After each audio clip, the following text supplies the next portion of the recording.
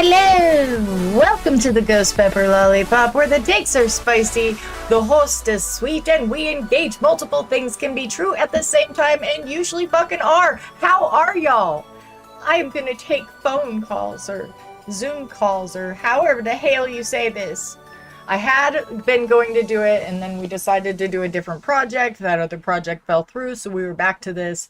It is going to be great. Have faith. We are just having conversations. It's gonna be great. So, red team. There's the zoomy zoom zoom. Irritable man syndrome. Do you have it? Twitchy. Hello, my beautifulest purple team. You know you're the beautifulest purple team in all of the land and my very favorite, right? Just so long as you know that. Love you. Hello, green team. Hello. How are you today? Are you doing good? Are you kicking things off today with kickings? Okay, that was a bad joke. It's fine. It's fine. I tell many bad jokes. I will tell many more bad jokes. It will be a thing. So today we are continuing our irritable man syndrome conversation. I've got to find the paper. Cicero! Hello! Yes, but some people already have like the legitimate medical condition, and we don't want to diminish their pain by a little whiny whiners. It's whiny whines, though. I don't know. We might have to go talk to a whole other community. I love y'all so much. Well, why not? I mean, fair question, though. Fair question. If I think of a valid reason, I'll let you know.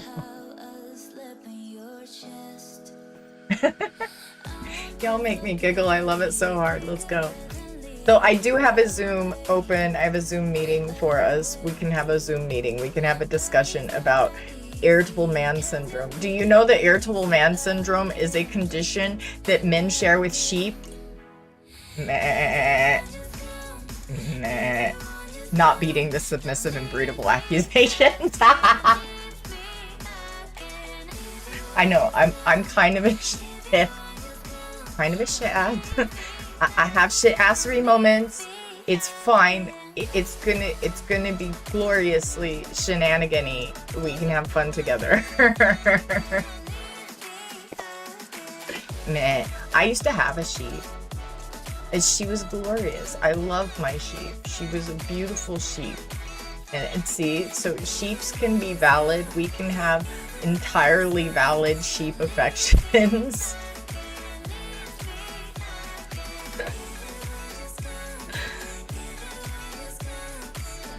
So sheep get on the call, would that be a Zoom bug?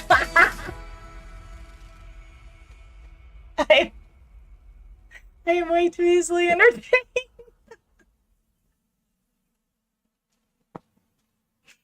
I actually think it's the goats that go bah more. The sheep more make the meh sound. Just from experience. I had a goat too. The goats really get that meh going. The sheep is more like meh.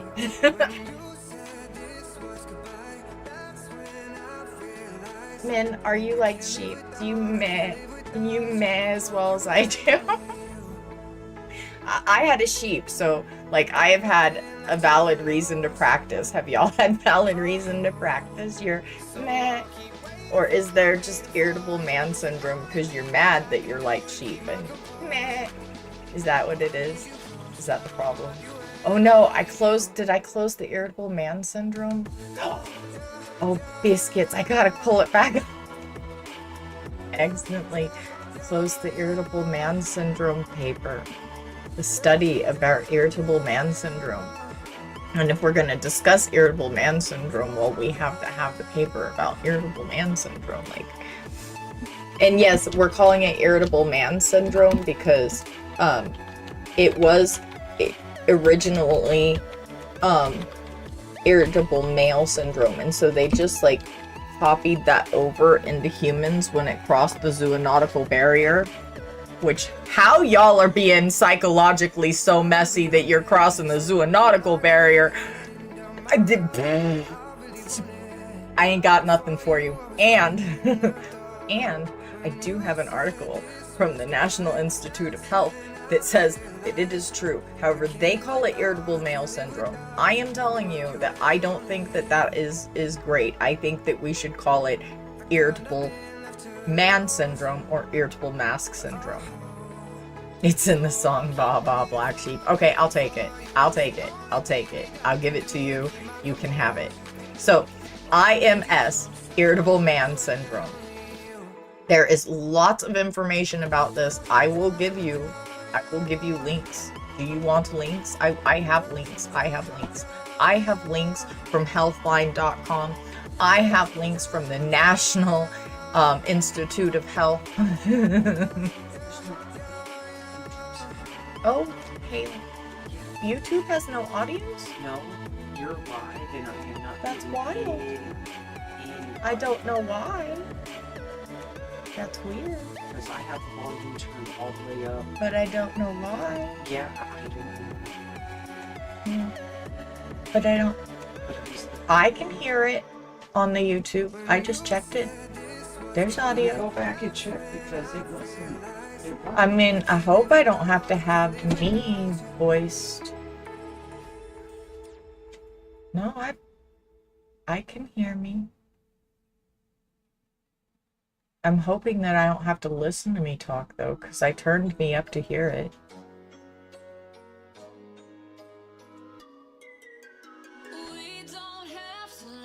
But yeah, I just muted it on my YouTube is weirder still. Okay, hang on. Let me do this. Now, do you have audio now? Because it might be,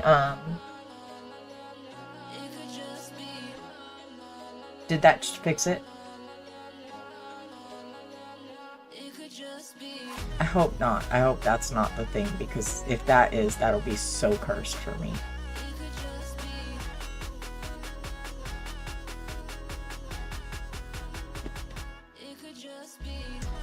Sorry, y'all. This is the first time in a while that I've tried to live on the red side, and there are curves of learn. There are curves of learn. I'm not loving this setup, I guess.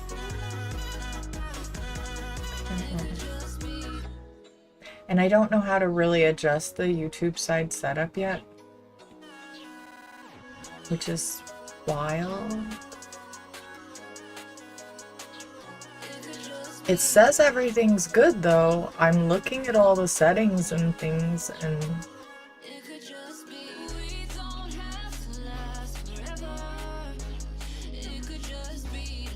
you have audio. Okay, now make sure you still have audio when I do that, because I don't really want to have to listen to me talk. That will make, yeah, it will make it impossible to do this if I have to listen to myself in my ear. So I'm hoping that this still works, so let me know that. And thank you for giving me the opportunity to fix a bug. You know, we gotta fix those bugs. All right, the article that we were reading from on Sunday when I introduced this topic, because honestly, somebody sent me the topic as a joke, because, I mean, that people send me things because I am funny and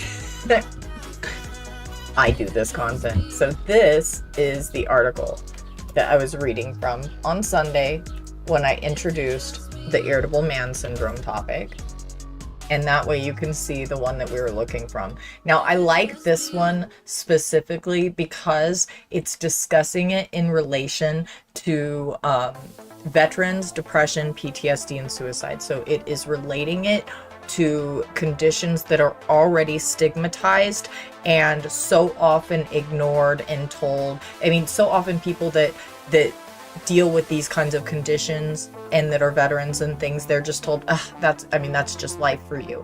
And the stigma around getting mental health care is such that there's a cycle of self-abuse that the society requires us to participate in. And so I chose this particular article because it has a focus on the already stigmatized aspects. So we're not coming at this from a perspective of just one aspect. We're looking at the intersections, which is important because if we're going to actually solve a problem, we have to be able to see where it intersects with other things, which is why it's so important to look at these things in real ways. Manders, hello, welcome in, so good to see you. Thank you for coming into my space, wow. And I should pin my call-in thing on all these chats now that I got so many. Hang on, let me do this thing. Pin. Until I say so, thank you. Let me do this one. Doclo. Cochina. Alright. 3 chats. 3 pinned call-in links. Alright. I don't know if I thought I had the Zoom where you had a phone number as well, but I'm not seeing that on there. Let me double check here. So I feel like there should be like a phone call option, but that way if you don't want to use your web browser, I don't know. If it goes well and people actually like this shit, I will get the call-in studio where I just have a phone number that you can call in. But I want to make sure that we are actually doing things before I actually pay for something I can't necessarily afford. Alright, it looks like I don't have the phone option, but that's okay. The Zoom will work. The Zoom will work. It is a Zoom. Everybody knows how Zoom works. Everybody knows how Zoom works by now. We've all got the understanding of the Zooms. I hope everybody has the Zoom understandings. Thank you, Manders. It actually is part of the whole thing. Also, my kid looks like me, so to keep my kid from having any issues. But the filter is specific to the type of content I do. I use this filter for reasons. It is the 1950s comic book filter. It is hyper feminized because they want women to be 1950s pregnant barefoot in the kitchen. So has multiple aspects. Yes, I am a young looking adult and my child looks like me, so yay us, I guess. Voodoo? I don't know how that works.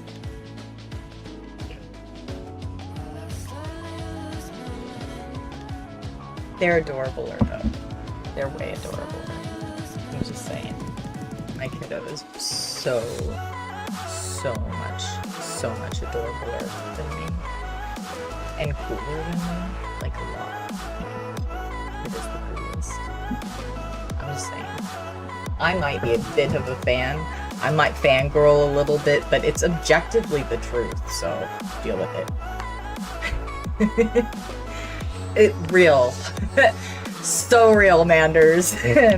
So real. Well, and I'm ADHD, so yeah, I would have definitely been on the lobotomy list because I am an ADHD, and so I don't always. I had to really learn how to social cue, and so I have skills with it because I spent a lot of years practicing them and learning them.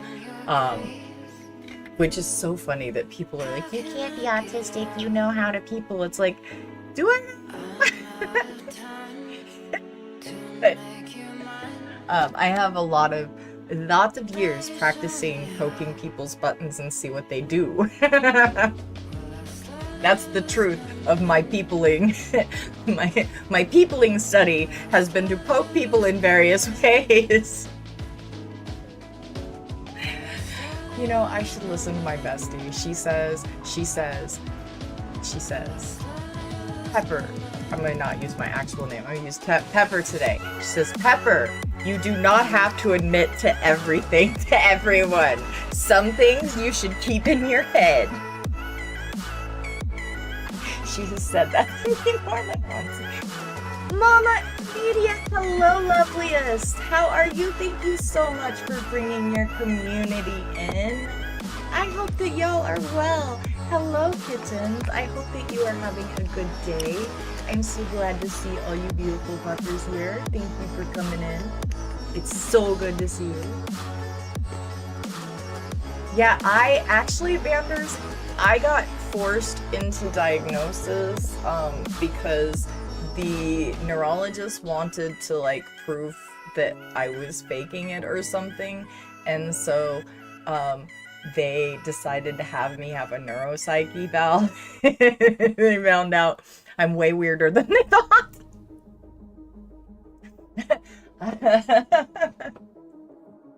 Autism, ADHD, and CPTSD were my big flashing. Whoa! Big flashing. Wow. Okay, there's some things going on there.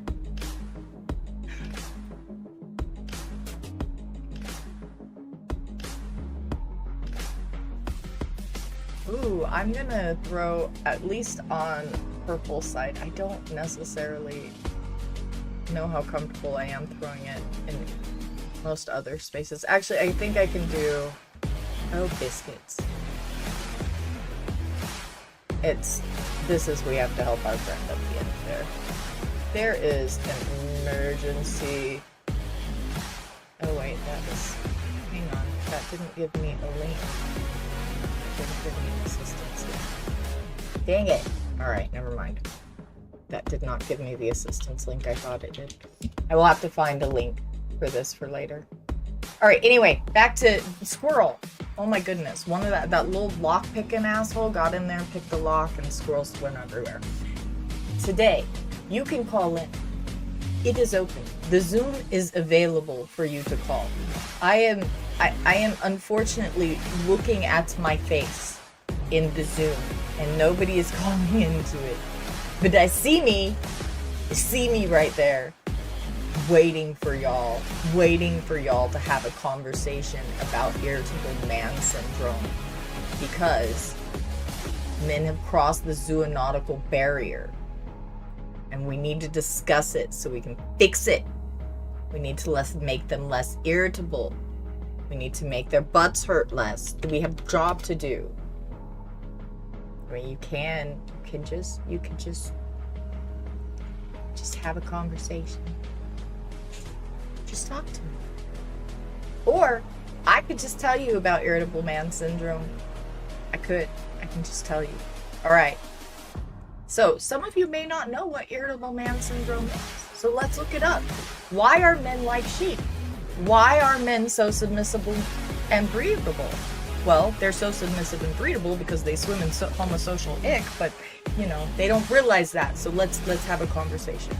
Irritable man syndrome is a state of hypersensitivity, anxiety, frustration, and anger that occurs in men and is associated with biochemical changes, hormonal fluctuations, stress, and loss of male identity.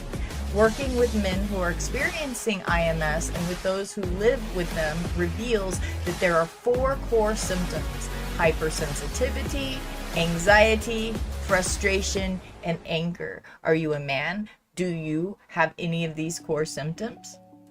Would you like to discuss the stigma that says that you are supposed to terminally cycle that ass-eating snake to feed itself ass forever? Are you going to just keep doing this system like it is and keep abusing yourself and keep causing yourself to be sheep? You crossed the zoonotical barrier, y'all. With a psychological condition. It isn't even like fucking COVID or something where even anybody can get it. No. Y'all have to be fucking special and cross the zoonotical barrier in your damn brain pans. Y'all want to talk about it? Let's talk about it. Let's have a conversation. So do I, Groundable. I do too. I have irritable at-man syndrome too. That is a true thing, and I have it.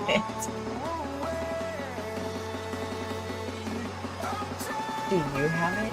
Hey, I will take anybody that wants to talk about it. You can call in. Jay, hello. How are you? Also, if anybody is needing some really amazing digital art and you want to have some done and you want to pay, you know, an indigenous artist, because indigenous artists are fucking awesome and never get the recognition they deserve, here is a link in the other chat for Jay Artist. Jay makes amazing digital art on stream oftentimes and is cool to hang out with. So get in there, get your art commissions, enjoy the vibe.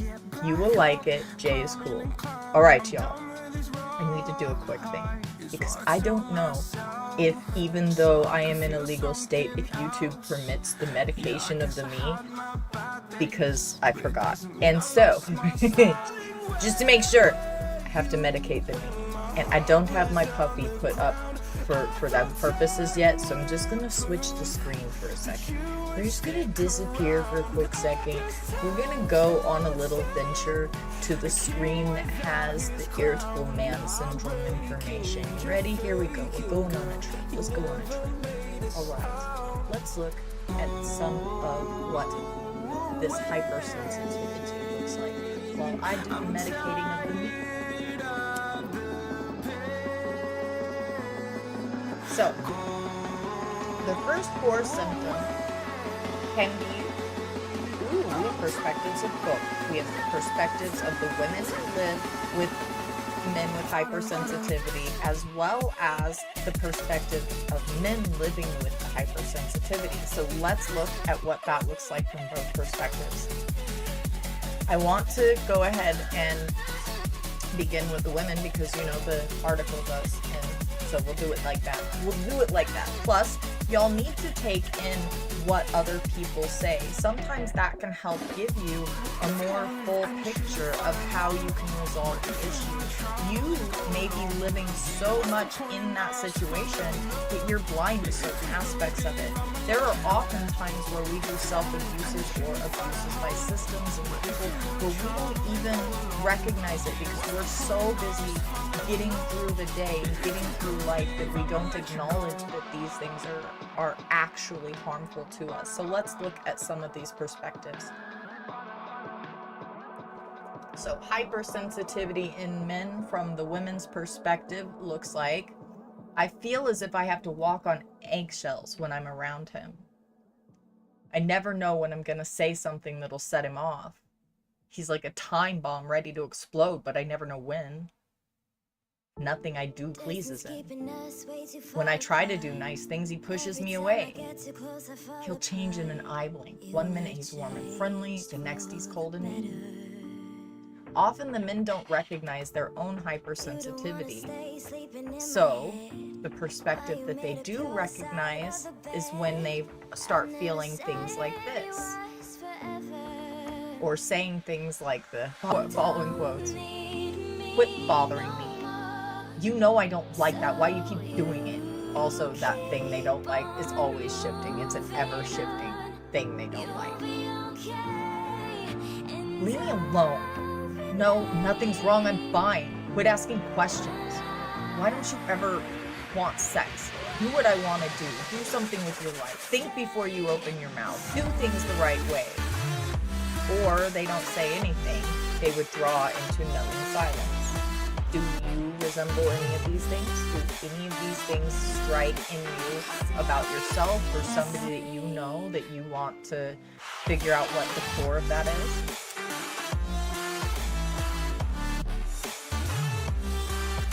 For me, I think it is a lot of the socialization, and I think that that's why we can't have the conversation about the choices of the people that date men until we address the way men socialize together.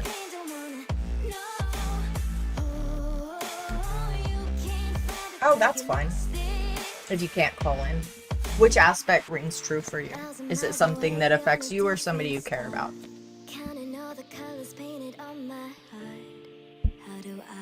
For me, I mean, some of you know I used to be a trad wife. I'm a gay woman who, like, fell for all of the coding and training and tried to do all the things I was supposed to do, and married my friend who I thought was my actual friend, and I was a trad wife. So, like, I'll tell you, I have some experiences. And also, I want to do this. I want to have these conversations and fix these things, because I have a child that dates men, and the young man that they're dating now is fucking lovely. I like him. I want that to be my bonus child. I want to love on and squish on that child. Young man, I'm sorry. That should be my bonus child. I don't want to worry if the rest of mandom is gonna fuck him up and make him dangerous to my kid. I don't want to worry whether I have to worry, is he going to red pill? Are you warped ass fuckers gonna get in his head and mess him up? That's why we're here talking. Because that's my bonus kid. And I don't think that y'all should be able to screw with his life and decide what masculinity looks like and ruin everything for his future. He's young enough that, and so many are young enough that we can help them see a different way forward for masculinity, because the way it is going now, you can look at the birth rates and the marriage rates, my guys, and find out that all of the women want you middled. I'm just the one that will say it. I'm just saying. Both sides. The hypersensitivity can, like, especially when you're dealing with somebody that is shutting down and stuff, you can build that same sort of anxiety cycle, and y'all can be irritative of each other or with each other, and it can just be that stress cycle not being released. The fact that so often it is told to men that they're not supposed to talk about those feelings and things because they're not even supposed to have them. And they're told that if they are vulnerable in any way, that's going to be taken advantage of and abused. And so it keeps them in this cycle of self-abuse. And so it's that ass-eating Ouroboros. It's just constantly doing that thing and eating its own ass because it doesn't know how to stop eating its own ass, apparently. It's terrified of changing. It's terrified of breaking out of the cycle. And you can see that because as we've gained some equity, and even though it makes the ways that men must self-abuse to uphold the system even more visually striking, you can see it easier. Even though that's true, men are so afraid of what could be on the equity side of things, what losing those privileges they've always had looks like. They want to hold on to them, and that's why we're having so many abuses against marginalized groups right now, is because the more equity that we gain, the less unearned privilege white men have, specifically cishet white men. All men in general, cishet white men in specific. Yeah. Well, and it is hard. It's like deconstructing religion or anything else. And a lot of people don't understand that this society, that we're all raised in a patriarchal, misogynist, white supremacist society. And so we all have some of this in us. We all have to deconstruct and unpack aspects of this. Every one of us has stuff. I'm Native American and I look like this. I have internalized racism. I mean, I got it from my mama and she was way brown. Like there are just different things this society embeds in us in different ways, and the way your community is and who you grow up with and who you're socialized with has an amazing impact on what you internalize. And no matter what, because of how this society is, especially here in America, how it's set up with the hierarchies that it's set up with, we all internalize some of it. I am a gay woman that became a trad wife, y'all. Like, if that does not speak of some internalized ick, I do not know what would that should like scream loudly, we got a problem, we got a problem, we got a problem here. Also, it should tell all those guys telling women that they all the horrible things about just go and do what you're supposed to do. It doesn't work. Nobody's happy with that. Trust me. Trust me. Plus, I'll tell you, my partner and my kid appreciate the fresh baked bread better than that man ever did. I made fresh baked bread and hummus from dried chickpeas today. It's hummus. Oh, I don't even usually like hummus, but I have to change my diet because, well, I'm almost 50 and cholesterol is a fucking real thing that I have to worry about now. And I made hummus, and I have to have it flavorful. I don't like very bland food, and so I had to make it super flavorful. Oh, it's so good. I made it with like sun-dried tomatoes. It's so good. Anyway, back. Squirrel. Again, squirrel. It is deconstructing though, because we all internalize this stuff. So like when I got sick and the things happened to me, I was still unwilling to fully admit to myself who I was. And I hated myself for it. I hated myself for being me. I hated myself so much I was damaging to myself and others in ways that I couldn't see it. I mean, it wasn't like I was malignant on purpose or anything, but I had some issues.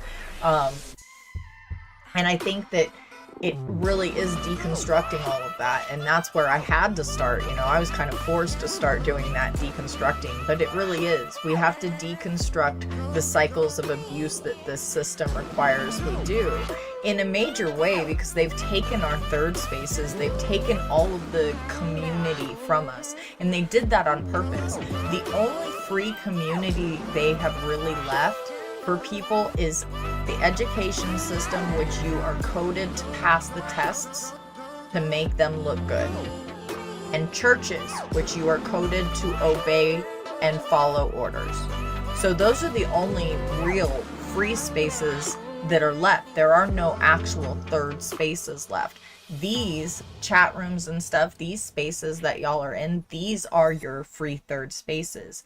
So they have effectively disconnected us from our communities, and in so doing disconnected us from each other and our ability to check in with each other and be able to see when we're struggling, when we're having some issues. And because we are a social species that fucking needs each other, not wants each other, needs each other, it sets us up to go and seek out those harmful third spaces like churches that are there just to order us around. The only people that are allowed to have third spaces is those that can afford to have them. And so you'll notice that as the hierarchy goes up, the third spaces change. Unfortunately, because they have also instilled in us that divide, that be afraid of your neighbor. This neighbor's gonna steal your lawnmower. That neighbor might put razor blades in the trick-or-treat candy. That neighbor was looking at you funny.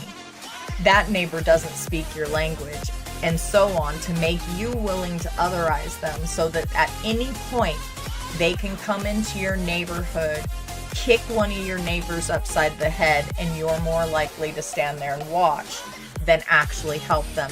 That is the point. If they divide you from your neighbor, they can do anything they want to you, and your neighbors will just watch it happen. If they divide you from your neighbors and you're more afraid of your neighbors, they can come in, and you trust them above your neighbors, they can come in and do anything to you. They can come in and take your child, and your neighbors will stand there. Guess that was what was supposed to happen? Yeah, that's what it's supposed to be. And that's how people behave now. And it is because of this system. And so we have to deconstruct that. It's in all of us. And they have been amplifying it since 1980 at the very least. That's when Reagan really came in, and when you can really see like the pedal being pressed on the division of people. Slowly they started taking your penny carnivals, your block parties, your trick-or-treating, your park parties and things. You don't see a lot of these community things unless they are like military communities will still get together and do things. But military communities are obey communities. So they are there is a hierarchy, and everybody knows their place and everybody is in their place. Notice that those are the only real strong community systems left. In your regular neighborhood, I bet you don't know the neighbor across the street or next door. Do you? Do you know your next door neighbor? Do you know the neighbor across the street from you? How many of your neighbors do you know the name of?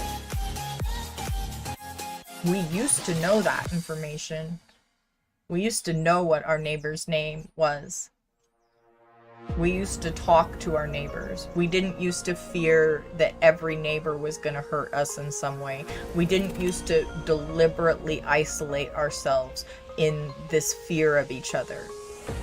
They've taken something that we as a species need and weaponized it against us and caused us to tell ourselves we don't need each other. And to complete this weird self-abuse cycle. And then, because humans really are kind of habit creatures, we get locked in these habits and we keep just doing it. And without others, without a diversity of opinions and minds talking to us and helping shake us loose of it and letting us see that this is happening, without that, we're liable to just stay in that pattern. And unfortunately, they want us to be hyper obedient. It's why the systems that they have allowed to remain, the third spaces that they have allowed to remain, are all obedient structured spaces. And I don't even know that I would that we should really consider school a third space. It kind of is at this point. I don't think we should consider it that. And also, yeah, that's a whole other conversation if we get into education, because wow, we could go wild there. All right, I need just 1 second, y'all. It looks like Purple Team is about to have some ass come through anyway, so I'm going to take just a brief moment to get my heated drink real quick. I'm so sorry, y'all. I should have done that before. I'm going to get that real quick. I'm going to put you on this delightful lo-fi that we have. It's got a beautiful picture. I hope you enjoy it. I've got some delightful lo-fi for you today. And I will be right back. Thank you so much for your patience. And for being here. Thank you for being here. Y'all are the best.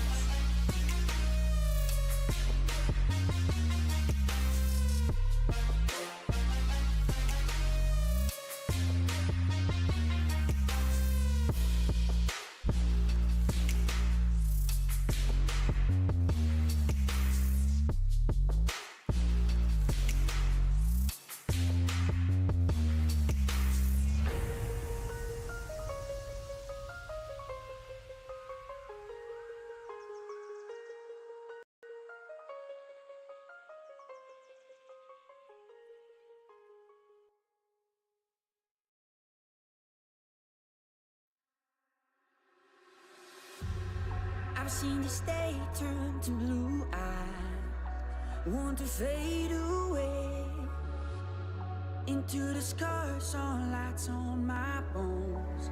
I'm here to stay, and I don't know what it's all about. Get to the part where there are no doubts. Get to the part where I feel complete.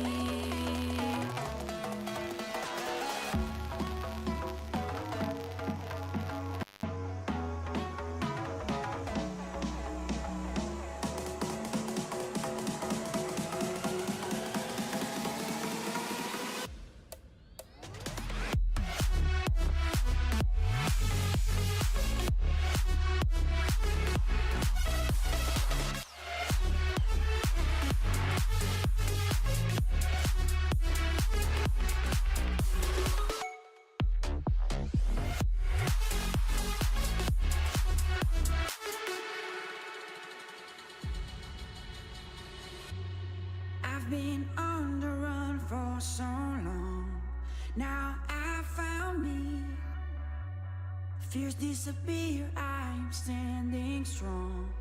I'm breaking free. And I don't know what it's all about. Get to the part where there are no doubts. Get to the part where I feel complete.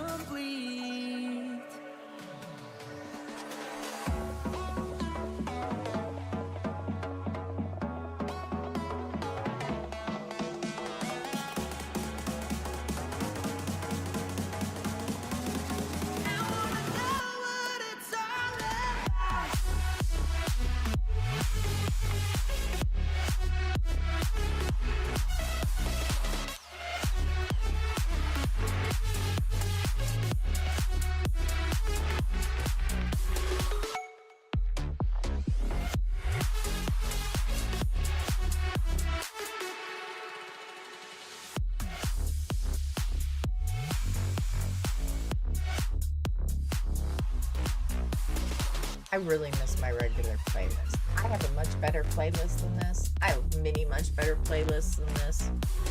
However, I have the platform open that will not accept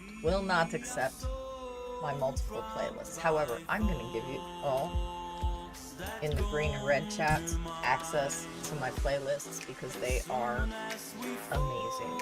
And you should have them. You should have access to amazing music to clear your head by. So here, take these lists. Enjoy. This is good music for you. Here's the one that you all need to listen. This is the link you all need. That is the playlist for you. That is the playlist I want you to listen to. It's in your chat. Listen to that one. It'll be good for you. Okay. Content. Back to content. I am here to do content. Mostly. Let's be real. I'm here to talk a lot of smack. No, I'm kidding. Alright, let me pull it back up.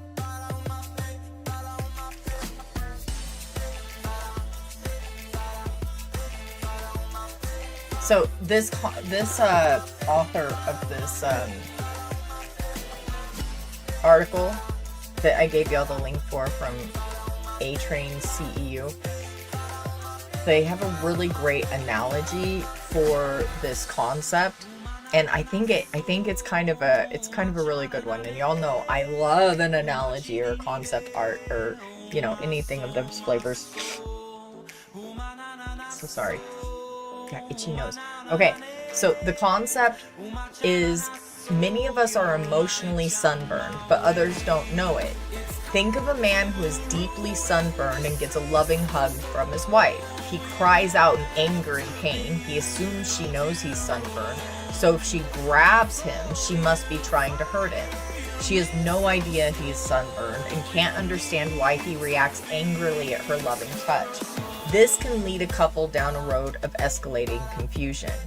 And what a lot of men don't understand or acknowledge within this cycle and this system is that when they're constantly pushing their partner away, when you're constantly saying, go away, get off me, don't, you're also causing her to in turn get her own emotional sunburn. So while that is building up in her, when you go and you want that affection and she's get off me, it could be because this is the cycle that y'all are in. You push, then she pushes. You push, then she pushes. And if you want to have healthy relationships, you have to get out of those cycles. And unfortunately, this system gives us a lot to deconstruct. And until we're willing to deconstruct and have these conversations, we're going to keep completing those cycles and completing those cycles and completing those cycles and wondering, why is it so awful? Doesn't make much sense to continue that cycle when it's just going to continue, I'm going to just go repeat sunburn myself over and over and over until I get cancer. Because let's be really real, when we leave these sort of emotional things to just be stuffed down and we don't address them and we don't heal them and we don't work on them, we are setting ourselves up to potential catastrophic psychological issues later. And sometimes those psychological issues can have physical aspects. In fact, most times your psychological issues are going to have physical aspects. But one of the things, excuse me, one of the things that we have discussed a couple of times that can come from the sort of unearned privilege and the trauma of not dealing with the type of abuse structures and things, we've talked about this a couple of times before, is there are types of psychosis that you can get. Now, usually when women get the type of psychosis I'm about to talk about, they unalive like children, is generally what ends up happening from what I've been able to research. But when men get this psychosis, they can unalive entire families. They can become annihilators. Or there's another thing that can happen where they sort of make cryptids of themselves. So like they can't handle doing the awful things. They can't handle knowing that that's who they are, that this person that did bad things, because everybody wants to believe they're a good person. And so they have to be able to keep telling themselves they are. But deep down, after many, many years of doing terrible things, you know you've done terrible things. Like you can't lie to yourself that well. You're going to every now and again tell you. And so you don't want to hear it from you or any fucking buddy else, by the way, by this point in the psychosis. And a lot of times men will develop the types of delusions that give them entitlement to these sorts of abusive activities. And those can come in various ways. Like, the one really rich guy thinks that we should all be eradicated and machines should rule the planet, or some variety of that. And he thinks he's entitled to bring that about. He has so much unearned privilege that he actually believes he's entitled to bring that about. And many men are over there going, he's rich, he's wealthy, good guy, must be. Because the other thing that we do is we assign people the morals and ethics that we think they should have.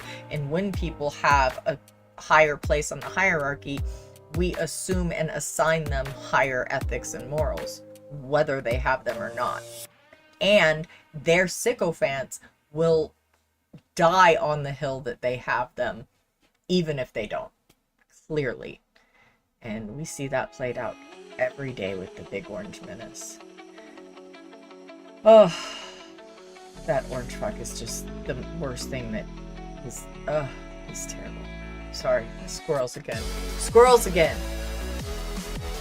I think about that the orange and how many people will just make excuses for him and like just say all of his awful stuff is okay and acceptable because they just want to keep the cycle cycling.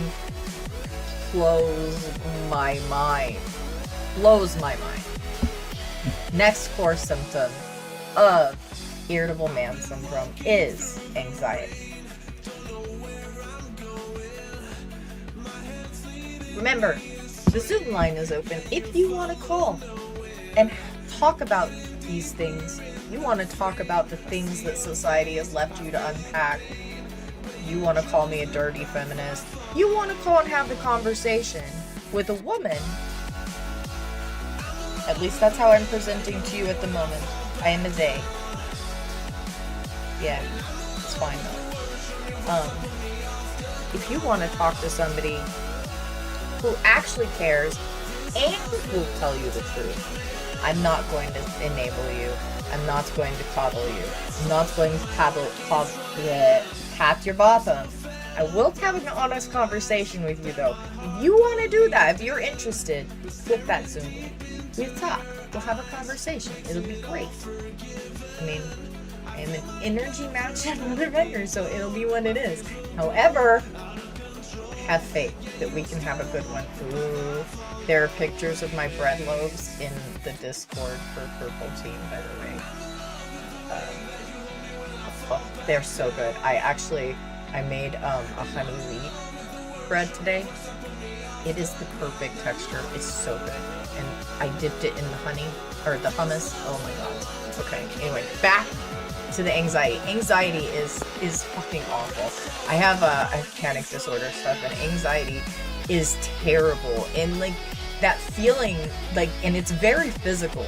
One of the things that I was taught is to like acknowledge the physical aspects to help like shake it loose. Because once you start like talking to yourself about things, usually you can get you sucked out of a thing. But we're so habited not to. We're so habited to suck it up and push it down and just deal with it. And it's not so bad. All of those things that we're told every day, that we're trained to not deal with it, and so we'll amp anxiety up worse accidentally, just by like being in the anxiety and just wishing it would go away and knowing it's there and all of these things. And so oftentimes we can end up amping up the anxiety. And one of the tricks that they gave me in therapy and things is to take a minute with like the body and be like, okay, so I am anxious, this is what I'm feeling, and like give the body a whole minute. Go through all of the things, like the pressure in the gut, the pressure in the chest, like the tightness, the weird tingling in the back of the neck, like all of the things in those moments that you're really anxious, like that burning weird sensation that comes through here.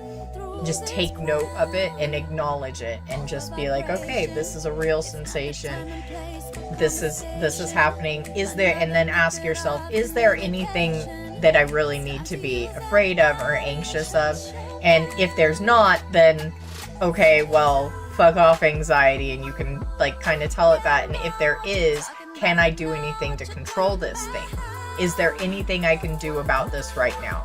And if there is, I do that thing. And if there's not, I have to set it beside me. And it's sort of a process that I have to go through to work through the anxiety. I used to take stuff for the anxiety, and they were over medicating me a bit because I didn't understand how anxiety worked or that cycle. And so I wouldn't just complete the cycle, I would allow it to continue to cycle. And so that's one of the skills that we can get through therapy and just through being in community with each other. Oh yeah, you cannot will it away. Yeah. You cannot will it away. No, you have to feel it. It's the thing they don't tell us, because they're telling us. So, masculine people are coded to shove certain feelings aside, not feel certain things, ignore certain things. So oftentimes they can't even name those things when they're feeling them. But if you don't feel the feeling and like give it its time and space, and you just stuff it down, it comes back. It becomes a behavior, or it becomes an anxiety, it becomes a resentment. Oftentimes it becomes behaviors that we don't necessarily like ourselves for.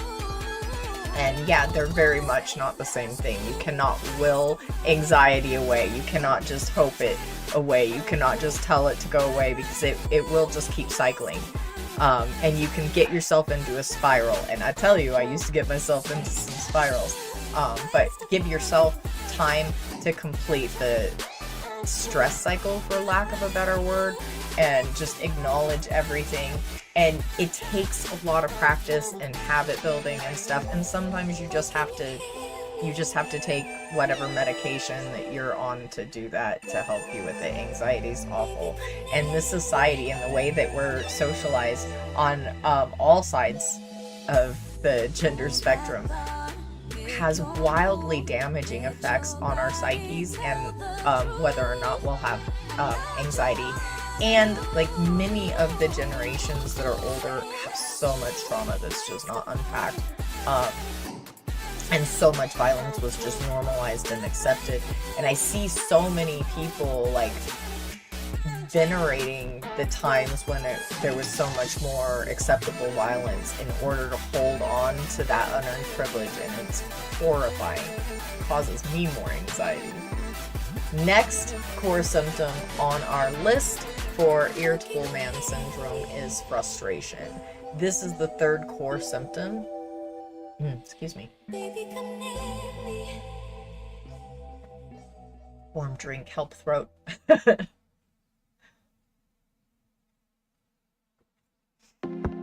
So there are 2 definitions that we're working with in this article and to help relate it to IMS. So frustration is the feeling that accompanies an experience of being thwarted in attaining your goals. The synonym for that is defeat. This is going to be important in our conversation, so hold on to that.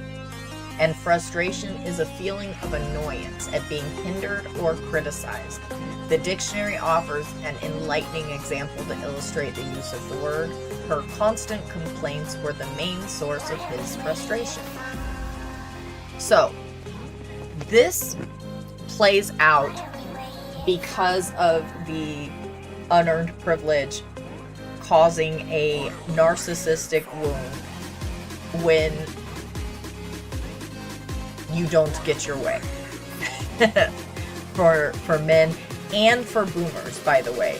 This is a thing that also boomers, and a lot of Gen X as well, but boomers especially have this problem. So,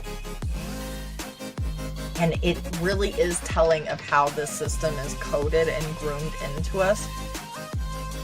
A lot of the times, the people at the highest parts of the hierarchy system, in the class system, or just the general hierarchy system, so your white men, your cishet white men, whatever, your church leaders, I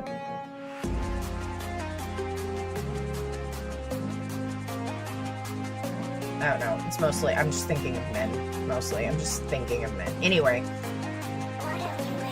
they are trained and socialized that everything is a sort of transaction or competition. Only they are the designated winners. They are the default.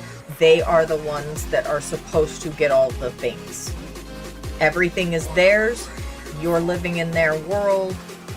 And if they lose, if somebody shows themselves as superior in some way to them that they deem as lesser on the umbrella of hierarchy, they don't feel as though they have failed. They don't feel as though they have lost. They feel as though something is being taken from them. You're screwing them over.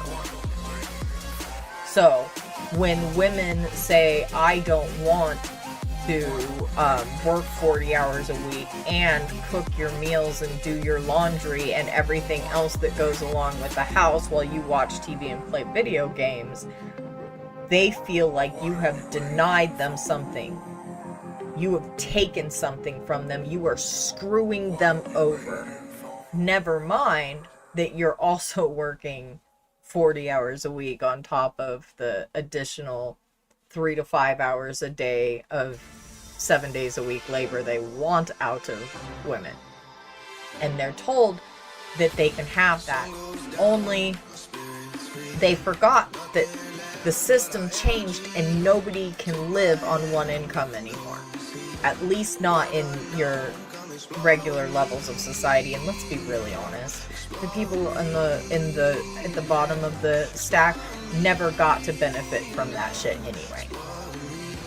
But that's just the real.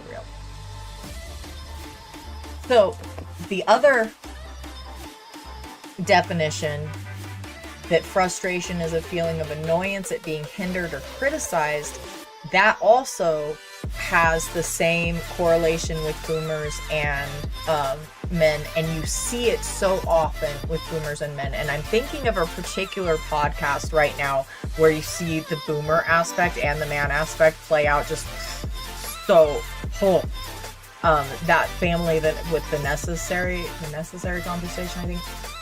Holy, if you bring up something that mama doesn't like, you're being mean to me. I can't believe you're doing this to me. I can't believe you bring that up, even though that's what the conversation is supposed to be about.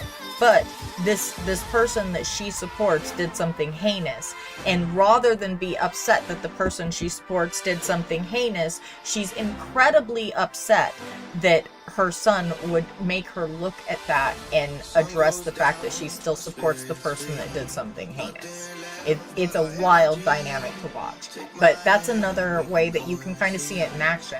And that way, like if you're a man dealing with that, it's a way that you can look at that bias in action and check you. So that you, if you don't want to have those behaviors that you don't like about you showing up, in those situations, you can cut them off at the butt. Shade Changing Raven. I freaking love that name. That's a cool handle.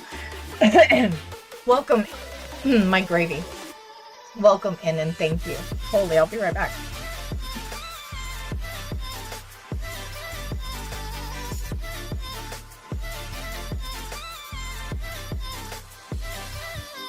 The frog built all the way up in my throat, y'all.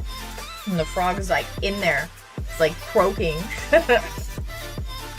That is a really cool handle. Welcome in. Thank you for being here. And I am excited. I love every time Biting Gale comes to visit. Let's go. Actually, I can shout our Biting Gale.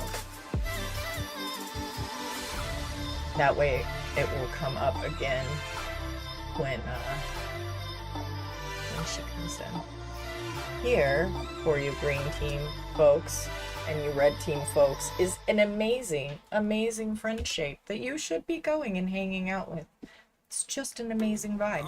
You should be getting that vibe in your life because stress cycles come in all shapes and sizes, and you should be completing them all so that you can have a better experience. Even like comedy is a stress cycle that you complete. I mean, think about it. The comedian says things and they build up tension, and all of a sudden they tell you the punchline and it explodes with laughter. That's the completion of a stress cycle. And it's an amazing way to visualize stress cycles so that you can begin completing them, because your brain doesn't want to hold on to those weird stresses and stuff. It's why you get the tension in here and in here and in here. Y'all know what I'm talking about. Some of you do. I clench my teeth, and so like I clench, and so I get that tension right back in there. Oh, it's horrendous. Please, stress cycles. So the article says men who have IMS feel blocked in attaining what they want and need in life. They don't even know what they need. When they do know, they believe there's no way they can get it. And that goes back to us having the discussion of you believe you. So if society puts something in your head that you repeat to you, you're going to believe it. Excuse me.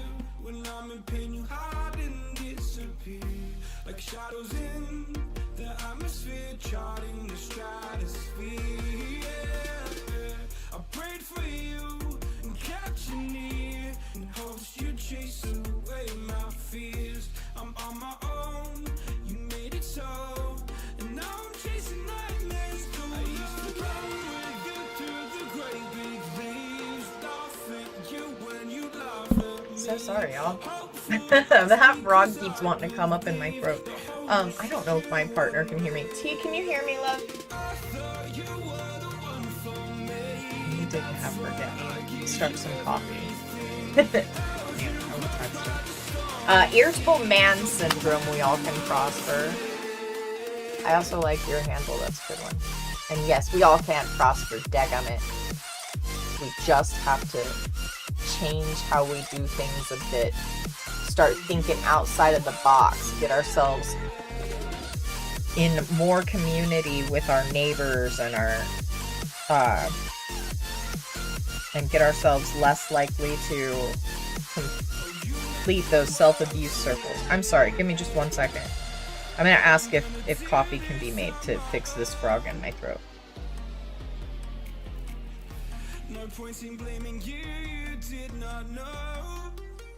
Plus it will also help with the squirrels that keep trying to run away. Come on, phone. My phone, for some reason, the touch screen is being all funky. It's frustrating. Frustration Nation. Does anybody else's touch screen just going bad on their phone? Mine is going bad on my phone. It's Frustration Nation. Okay, the whole nation is frustrated. Today we are talking about irritable man syndrome. Let me give you this, everyone again. This is the article we are reading from. I also have a National Institute of Health article. I have several, actually. This is just a really nice one because it lines out all of the symptoms and everything really well, and it correlates it to veterans and veteran healthcare, and so it addresses and looks into sort of the stigmas that men end up facing in society that often prevent men from getting the help for these things, and recognizing these sorts of things as something they need help for, because IMS is not only a psychological condition, it is also a physical condition. It can be helped with HRT. So if we can start really addressing these sorts of issues and talking about them honestly, and stop being afraid of ideas that are outside of what we remember from 8th grade biology class that most people were too hormonal to pay attention to, we could probably have a lot more results in having more well-rounded, healthier people in society. So there is the one we are reading from. And we are on the anxiety, the third course. So, actually I think we finished that one. Except for the world is changing and they don't know where, how, or even if they fit in. And I think that is one of the key issues, because you have sort of the boomers and silent generation refusing to let go of power. And they're constantly telling men, women, and everyone in between that that there's just this binary, which they need there to be a binary in order for their abuse cycle to work properly. It's why they're so terrified of those of us genderqueer people that don't fall on either end of the spectrum all the time. Because it's a spectrum. It's a spectrum. Is a spectrum.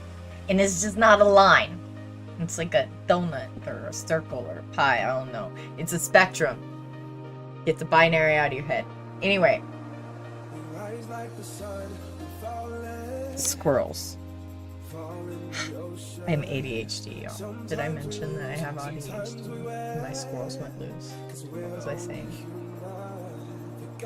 Oh. Okay, so the world is changing and they don't know where, how, or even if they fit in. So you have these people in like silent generation and boomers constantly telling men and everybody that they have to abide by these stereotypes. This is what you're supposed to do. You get married, you have 2.4 children, you go to work, you stay home, you make bread, all of these things. And they assign everybody these jobs.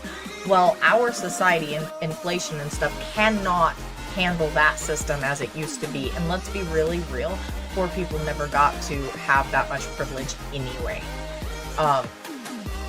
Especially marginalized people. So they need people to these people in the higher classes always want to have somebody to kick down on, because it makes them feel better about the oppressions they have to deal with. Apparently, it's weird cycle, and my brain just went loop-de-loop fucking again. My gravy. We have the older generations that actually got to benefit from some of those privileges, insisting, even though the system cannot handle one person working anymore, households, the older people, they don't recognize that. They don't want anything to change. They don't want to acknowledge that things change. They want to always be relevant. And they're afraid, because many of the older generations, like the boomers and the silent gens, were raised to be super narcissistic. It's why men are super narcissistic. That is not a dig. That is not an insult. It is a description of part of the issue. It is an aspect of the socialization, and it is a part that needs deconstructed. All humans are a little narcissistic, okay? It's a part of our species. However, there are levels of it, and some levels can be toxic to other humans. unfortunately, because of the way we socialize and the way that this umbrella of power and hierarchy works, oftentimes men are steeping in a soup of narcissism and they can't see it. Blinders are put on them to prevent them from being able to see it. And so when the privileges start to shift and there is more equity in the world and they are not being given the things they were told they would be assigned, they feel hurt, they feel angry, they feel upset, and they feel anxious. Because if they're not getting these privileges and they're still doing the things that society told them they're supposed to do so that those things happen, who are they and what do they do now? And that is why the cycle has to be shifted, and men have to shift it. Men have to decide, fuck this stupid cycle. It doesn't work that way anymore, and I don't want to be alone. I want to have community. Or whatever selfish ass reason you need to use to get you on the path, you have to break the cycle. Because you can see just by statistics in marriage, statistics in birth rate, that women don't want to be around your asses. Now, I care. It doesn't sound like you're misandrist, whatever. I care. So I'm having this conversation honestly because I care. Because the young men I know don't deserve, that are valuable, amazing, whole people, do not deserve to be assigned as everything the rest of you toxic asses are. So I will tell you the truth about it. And that anxiety is something that you're playing into. You're perpetuating it by whining and blaming women and blaming queer people and blaming trans people and blaming everybody except for the rich oligarch patriarchs that keep a roadmap mapped up your ass for their hands so they can meet out your mouth. They are who you should be angry at. They are who took those things from you. They are who took the third spaces away. They are who demanded that you be isolated. They are who told you that being toxic is acceptable. They are the ones that instilled those narcissistic behaviors and habits in you, and they are the ones that are to blame. They are the ones that should be held accountable, and yet, because the cycle for them works best and they have trained us all to do this cycle like this, we will go and kick down. Because so long as we get to kick down, it's not so bad up here, right? Matty! Hello! How are you, friendship? I hope you are well. It is very good to see you. No, exactly, Manders. They are the ones who oppressed women and made us leery of all men. Yes. And it's really kind of telling how whiny they are when equality comes a knocking, and we don't get anywhere without them deciding to fix it. They have to be the ones that decide, I don't want to be alone. They have to be the ones to decide, I want to be liked and likable. They have to decide that that homosocial soup is toxic and fucking climb out of the bowl. Create something else. They have to decide. And y'all gotta decide what you want me to call you. Guys, dudes, what do you want to be? Because the men are going in minnels. Another thing, my bestie the other day. We were in the Discord, and she calls me by my proper name, but y'all get to call me Pepper. She goes, because I made a minnel joke, and she had seen one of my videos, and she goes, Pepper, tell me you aren't making that joke in public. Tell me you're only making that joke to, like, us and your family. That's the only people you're telling you're gonna put men in minnels. It's like, no. Why would I keep that to just us? My bestie has worries for my safety and well-being. See? Because men are scary and toxic.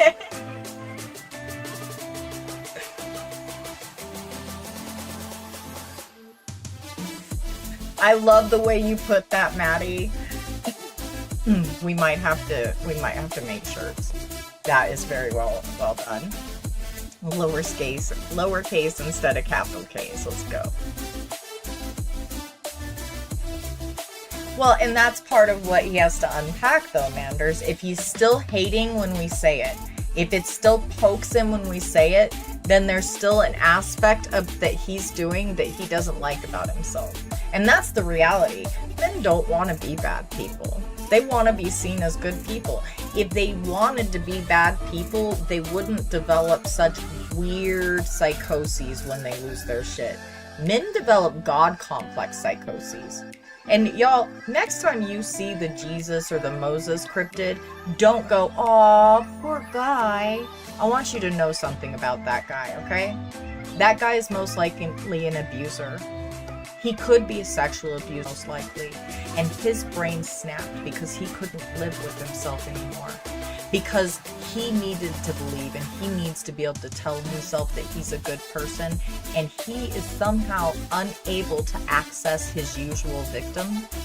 So now he has switched.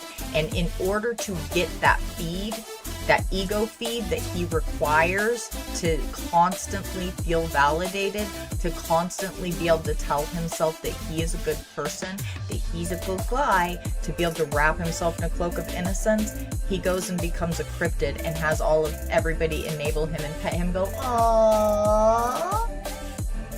That's the truth about those men. The best thing you can do is get them fucking help, because they are swimming in really toxic brain juices that they may actually never heal from if they sit in them too long. And just go look up psychosis and the brain juices that psychosis causes people to swim in if you don't believe me. And don't fucking don't make them cryptids. All you are doing is helping them wrap themselves in a cloak of fucking innocence and telling their victims, "Fuck you, you don't matter." And that's just messy. That's just part of that cycle that we're trying to stop. That whole abuse cycle, that rape pyramid shit that we're trying to stop. The reason that we're here having these discussions today, that's just part of that. Also, the Zoom is still open. If anybody would like to join me and have a conversation about all of this, we can. You can. You're welcome. I just picked a topic because I didn't know if anybody would call in, and I was probably right, so I just picked something for us to talk about. Either way, that way I had something to talk about while I was talking, or rather than just babble. Though I've done a fair bit of just babbling. I will always do a fair bit of just babbling. That's just who I am.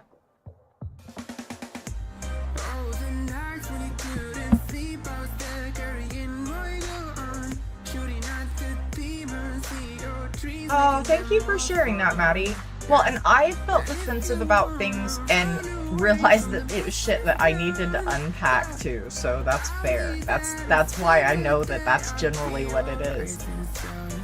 I mean, sometimes it could be, like, to be fair, sometimes you feel poked because somebody's hitting some stereotypical thing and you're not, you're of a marginalized group. But oftentimes when it's stuff like this, when I'm saying all men or white people, if you're feeling defensive at that, that's because there's something that you haven't unpacked yet. Because people know that I'm native as hell, and like I have all manner of privilege. Look at me.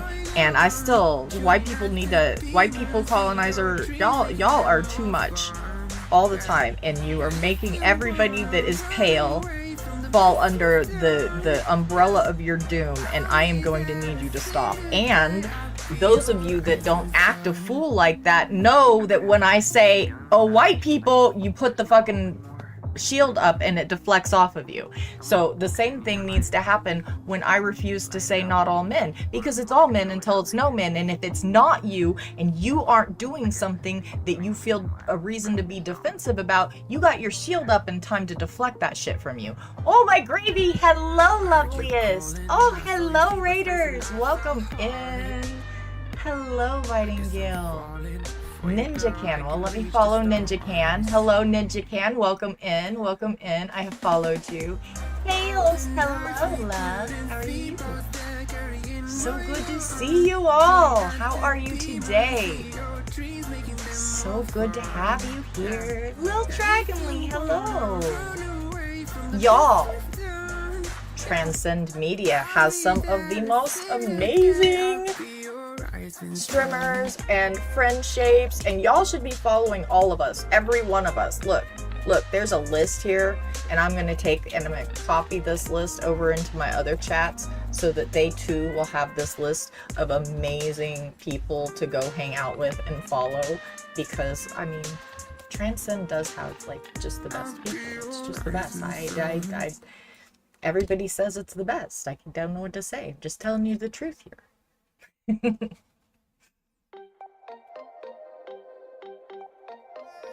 Maddie, I don't know how to take that comment. I'm having that is a weird comment, Maddie. I may need a little more exclamation. Oh my gravy, thank you so much for the giant heart. Oh, look at Biting's chrome heart. Looks good, giant bite. Thank you, Quick Finger.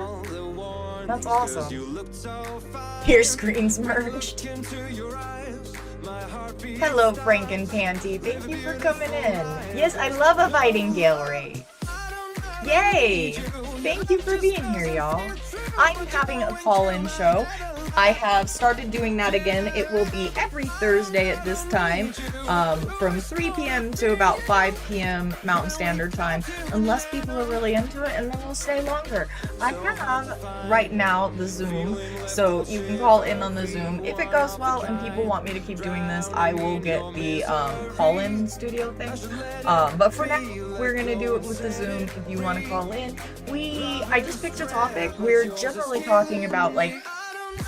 On this channel, we're always going to be talking about how toxic masculinity and the patriarchy damages society in general, but most specifically men, and how to make it, how to help men reimagine and revamp masculinity to be something that they can be proud of, something that doesn't make men like my friend Matt ashamed, like that doesn't like risk me wanting to burn all of you to the ground because you might hurt the bonus child that might be brought into my family. I like him.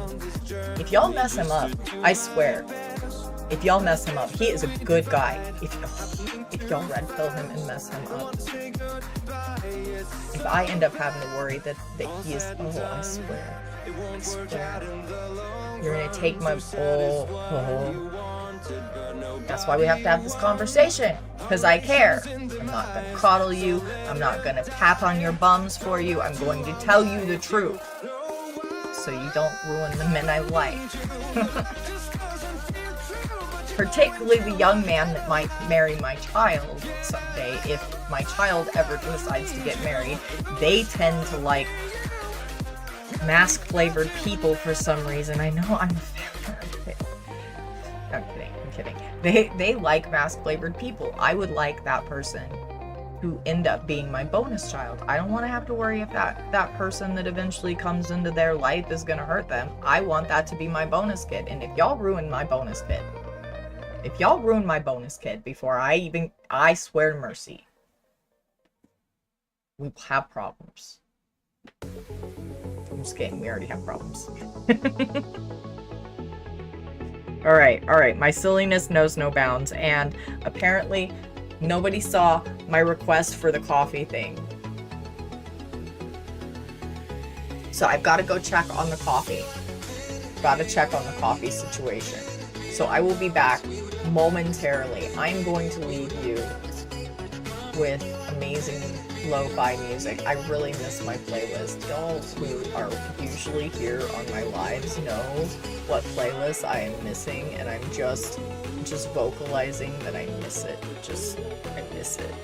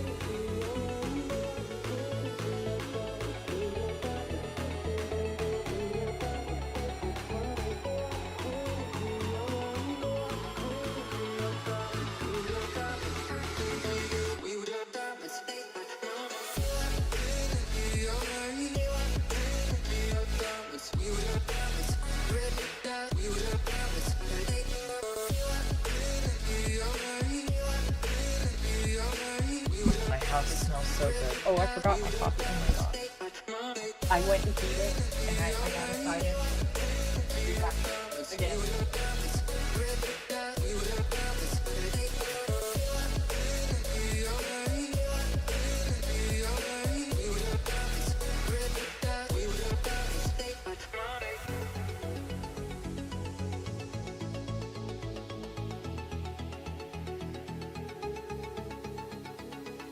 Woohoo! I've returned. The coffee is here.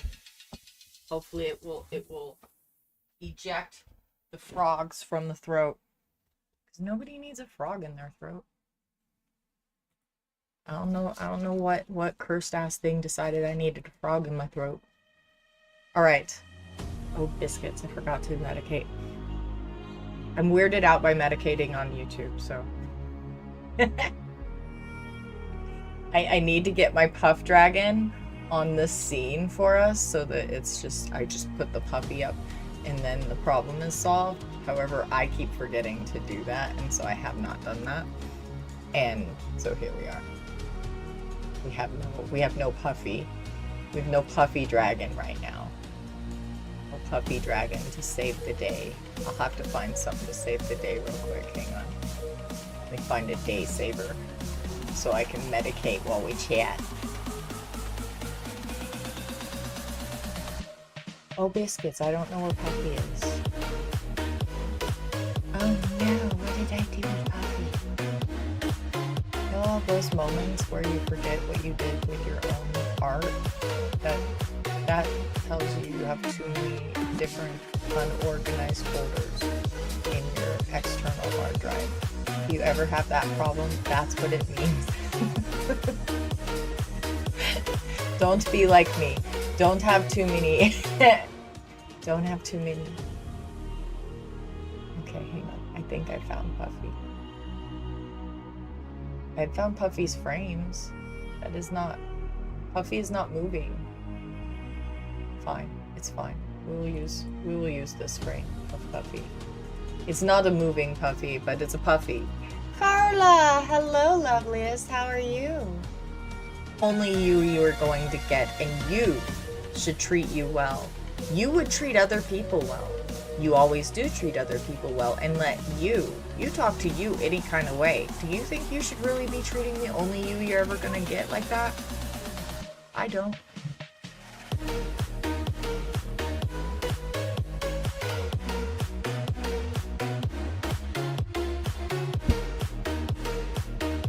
Hey, have a great stream, little Dragonly. I don't know, I go between, like, Indian femme.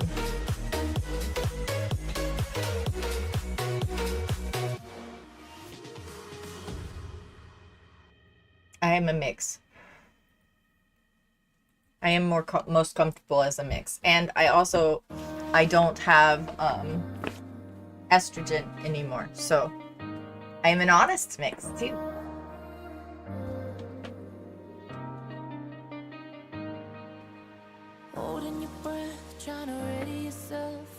I love Purple Team is my favorite, y'all. The rest of y'all should strive to be like Purple Team. They're all over here squishing on each other, telling each other they're beautiful and amazing.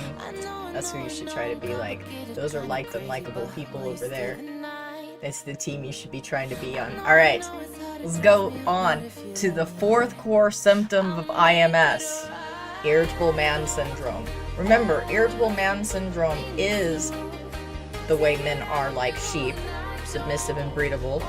Yes, it's true. I'm not sorry. Y'all crossed the zoonotical barrier with this, and I'm gonna exploit it a little bit to get y'all to take this shit seriously. It is not only psychological, it can have a hormonal effect or reason behind it. So if you're suffering from any of these things, it's not just how it goes. It's not just like the society is telling you something that you need to suck up and deal with.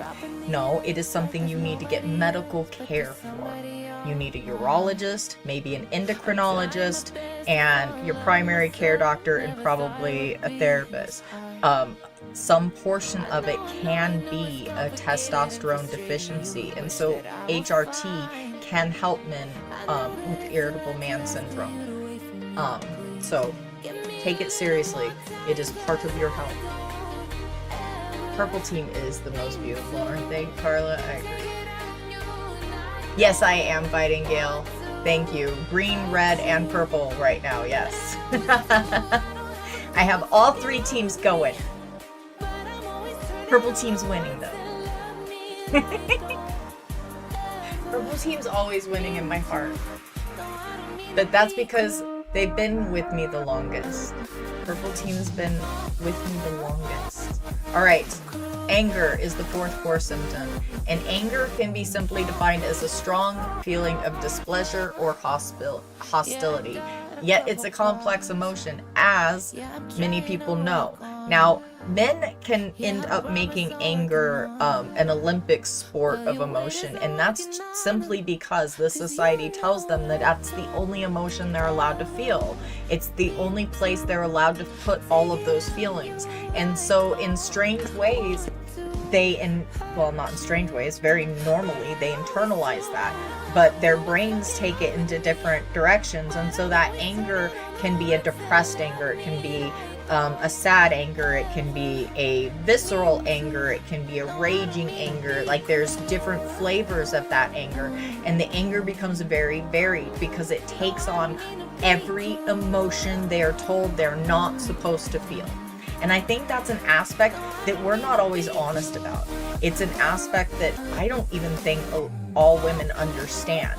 Like when we say that men only feel anger, yes, and it's a very fluctuational spectrumed anger, you know? Also, the cortisol not good for you is why y'all don't live as long, you know, why we have to have this conversation and get y'all to, you know, to decide masculinity can be something better for y'all.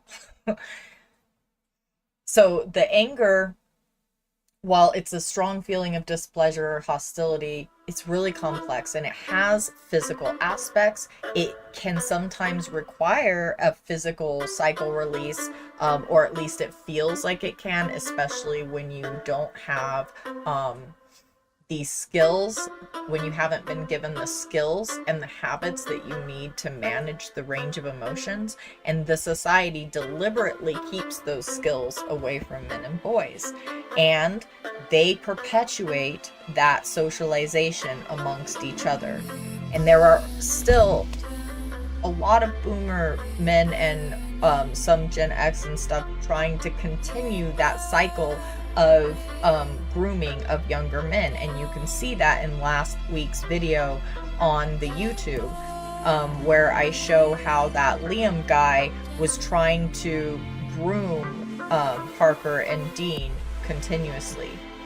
Vibrator, welcome in, good to see you, thank you for being here.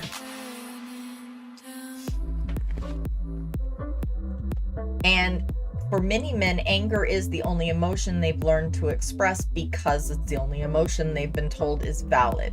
Every time in their experience in that homosocial soup that they've tried to express another emotion, they've been told, somebody has been reaching into their wallets, grabbing their man card and waving it around at them. It's one of the cycles that we have to help them break. We have to make spaces and give them, like, whatever, I don't know, honesty, and I don't know. We have to give them whatever they need to help them do that. Spaces like this. Words are hard right now. I don't know. Mentals and education is where my brain keeps wanting to put them. Mentals and education. Educate them while they're in the mentals.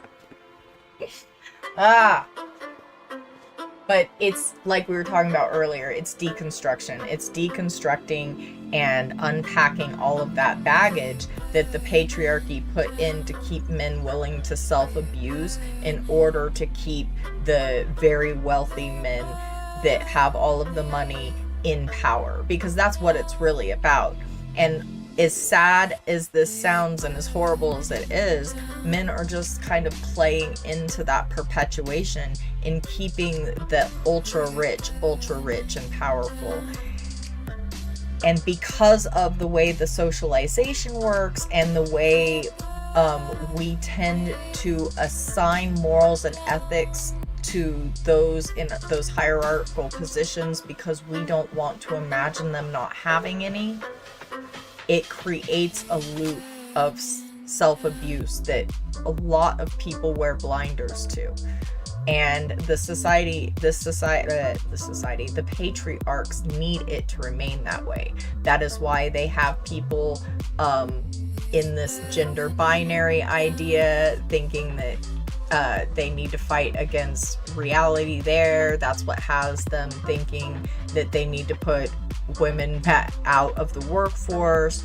It is the source of so many of those really, really toxic and damaging ideologies that are the reason why our marriage rates are down and our birth rates are down, and we have a lot of men saying that they feel devalued and dehumanized. And it is a cycle, that it is a situation that men created, and they can't see that. They can't see how this system set them up for that. The blinders are on them, and because it's such a homosocial pool, they have a hard time listening to anybody outside of it.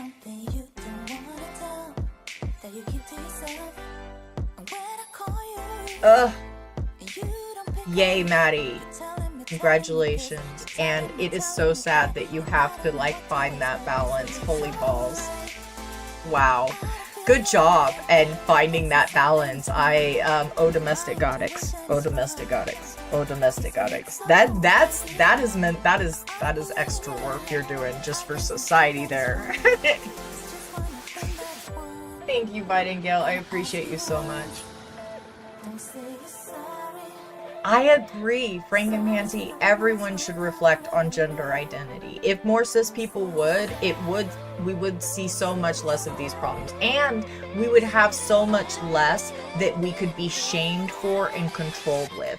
Because the patriarchs love the division. They love us not being willing to address this. They love us being afraid of this topic, because then they can control us. They can keep that spot for their meeping little hand, and they can continue this cycle that they need to keep getting richer and more in power. And fuck those assholes. They don't deserve to have your fucking integrity. And they laugh. They laugh. They love that y'all keep doing it. They love that y'all are just perpetuating the system and keeping them in power so that they can abuse you more. They think it's hilarious. And the Big Orange has told y'all so multiple times. Like, if we could blow the doors off of all of these ideas that are harmful and let the sun shine on them and give men space to talk about this, not in a way of blaming people that have no power over this situation, but deciding how we want to go forward. What do we want masculinity to look like going forward?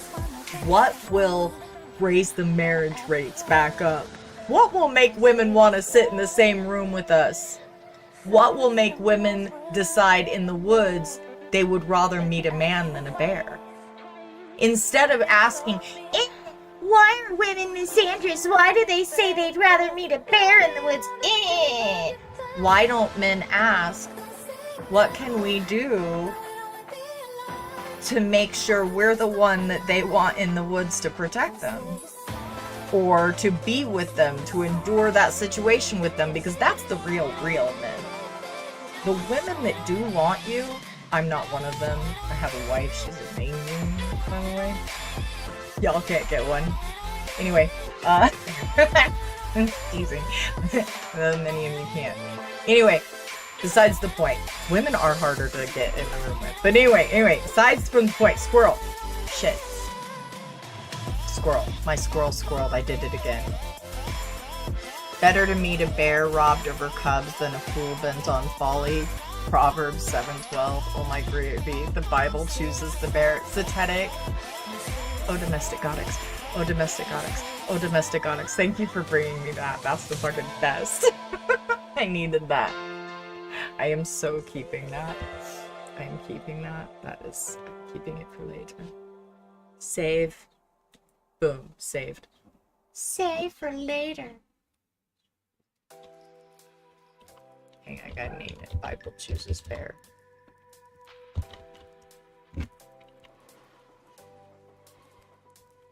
Bible chooses bear. Okay, save.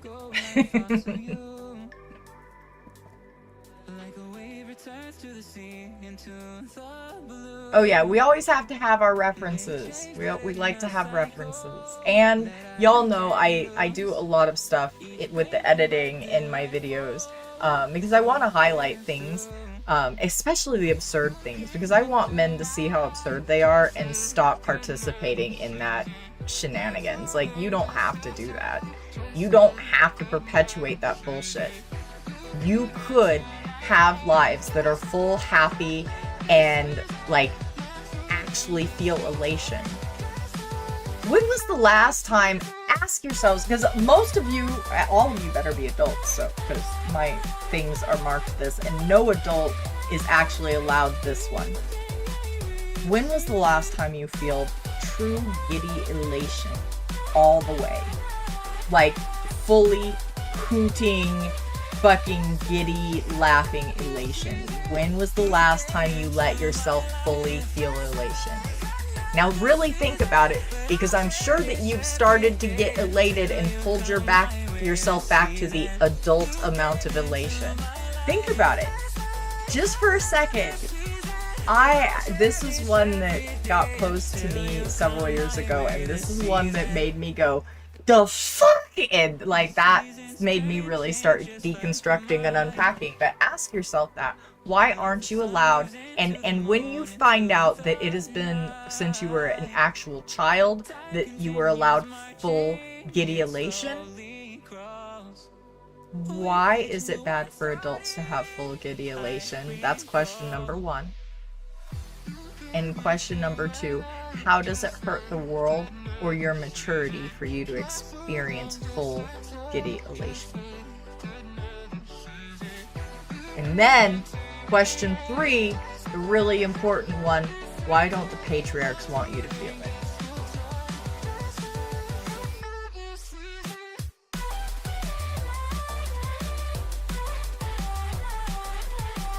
Those are just new therapy prompts for you that you get to just work on, because I think they're amazing questions for you to ask yourself.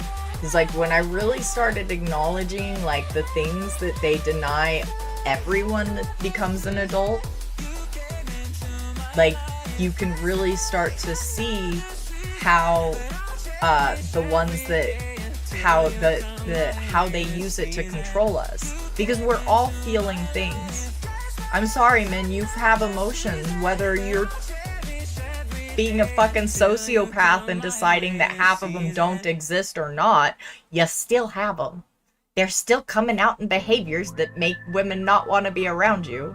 Shall we not just come on and open them up, unpack them, see what they feel like, go take them out for a spin?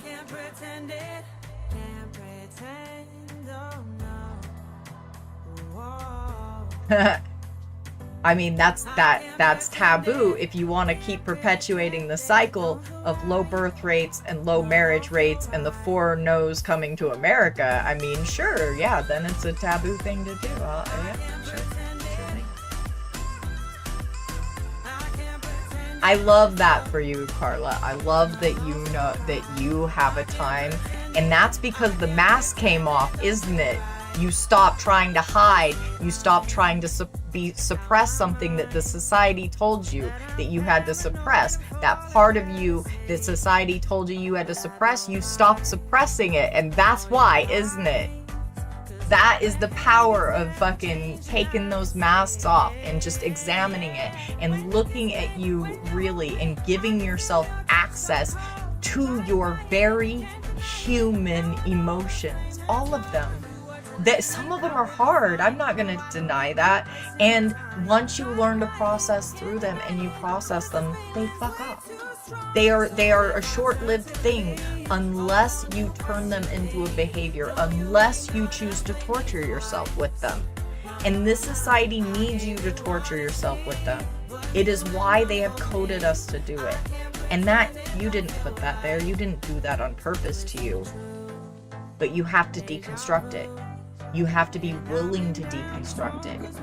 You have to want something better for you. And you have to stop telling you you can't have it.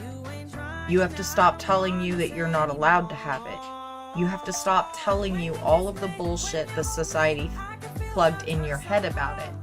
Whether that means you have to have little notes all everywhere that you can see them to remind you to break those barriers, whatever you have to do. But men are socialized narcissistic, and I am this far from saying sociopathic simply because of the level of emotions they deliberately disregard having, and you are a fucking human too. You have the breadth of them. Ignoring them, stuffing them in a barrel, and letting them turn into toxic behaviors has gotten y'all where?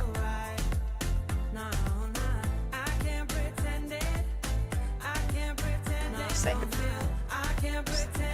Alright. Anger. We have definitely beat the anger horse unto death. We will move forward. What causes irritable male syndrome? Well, irritable man syndrome, because we're not going with that madness. Over the last 3 years, especially, as far as I'm concerned, once it crossed zoonotical lines, it's irritable man syndrome. It is something that can be helped with HRT and therapy. And it is very much a mind and body, so you need to have both checked if you're having any of these symptoms and things. And you are a whole person. You deserve to go to the doctor and get it fixed if it is something that is in your life and it is bothering you. Fuck anybody that tells you otherwise. They're assholes. They just want to puppet you. Go to the doctor. Now, over the past 3 years especially, oh wait, this is not the part I wanted. Oh wait, yeah, it is. Okay, so this is the writer. My relationship with my wife has begun to deteriorate. In the past, there were open displays of affection and frequent verbal affirmations. Now, I seem to be irritable all the time. My attitude seems to be, don't come near me, don't talk to me, I had a hard day, I want the entire world to piss off. She now rarely tries to hug me, never initiates sex, and talks to me about half as much as she used to. It's gotten to the point where I find out what's going on in her life from my mother or sisters. We're both miserable and it's ruining our lives. I don't understand what is causing me to act this way. Sorry, I'm just double checking this one. Make sure I don't miss anything. Although triggers vary for individual men, there are 4 key elements at the core of most men's problems. Hormonal fluctuations. This is the aspect where you can see a urologist or an endocrinologist. I'm not exactly sure which one would diagnose. Start with your primary care physician. You can have your hormone stuff checked with your yearly exams. You should be having a yearly blood draw and having your cholesterol and things checked anyway. So have that done then. And then that way you're more likely to catch a damaging or a harmful decrease in your hormonal situation early. Biochemical changes in brain chemistry. There can be a lot of things that cause biochemical changes in brain chemistry. One of them being psychosis. And a lot of times the psychosis can be reversed if you get in soon enough with a doctor. Another good reason to be checking in with medical things. And this society is so often telling men that they just need to suck it up. And so they end up having situations that are harder to fix or that can't be all the way fixed. So get checking in with your physicians. It is one of the aspects of masculinity that is so damaging and so noticeable. Men go to the doctor less. Men seek answers to these things less, and that's why they're having more heart attacks, they're having more strokes, they're having more unicides. Go and get this stuff taken care of, because it doesn't matter if you're a man or not, you're still fucking human. And humans have biochemical situations, hormonal situations, all kinds of stuff going up in this living organism that could go wrong. The third thing on the list is increasing stress. As stress increases, you can have all kinds of physical things as well as psychological things happen. Stress is a cause of cortisol spikes for strokes and heart attacks and things. And men experience a lot of heart attacks and strokes because they're only allowed to feel anger. So that constant cortisol pulsing through you is damaging your heart. It's damaging the very thing that keeps you living and going and moving forward. Go see your doctor. Loss of male identity and purpose. Now, I'm going to change this to loss of masculine identity and purpose because I feel like that's more accurate. So well said, Frank and Canty. A lot of people seem to think that after puberty, you're just done. But hormone levels keep changing throughout one's life for all kinds of reasons. I had a hysterectomy. No hormones. I have no ovaries, I have no uterus, I have no fallopian tubes, I have nothing giving me hormones. So your body has different fluctuations in hormones for all kinds of reasons. It's not only like hysterectomies and stuff, but there are all kinds of reasons. And that is a part of your biochemistry. And a lot of times your brain and body are doing things together. And this society isn't great at acknowledging that, so get yourself into the doctor. And yes, and that is another point that I don't think I said well, Whitingale, thank you. The cortisol spikes and blood pressure fluctuations do a number on the circulatory system and the brain, which it can feed into those biochemical changes and the brain chemistry we were talking about earlier.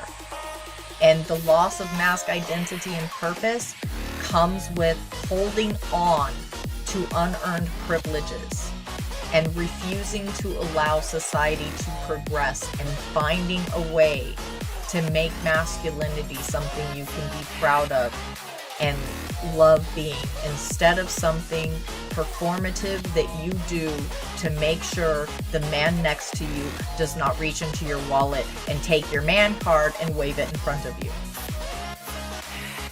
Hiya! Hello, lovely. How are you doing? Good to see you. Y'all, if you can give Kaya a hand, please do so. She is a lovely human. And we would like for her to be, like, safe in her own place. And she's going to school now. She's going to be out there making people look fabulous. All right, let's look at testosterone and IMS. Oh, well, I hope everything is okay with your friend, Kaya. Oh, boo. Oh, boo. Because of course. For those in the other chats, apparently the friend's boyfriend is a piece of trash and she came in crying this morning. That is suckable. See? See why y'all need... See? Everybody. It happens to everybody. Y'all need to do better. Okay. Onward. Testosterone and IMS. In order to understand the way in which hormonal fluctuations cause IMS in men, we need to know something about testosterone. Teresa Crenshaw, the author of The Alchemy of Love and Lust, describes testosterone this way. Testosterone is the young Marlon Brando. Sexual, sensual, alluring, dark, with a dangerous undertone.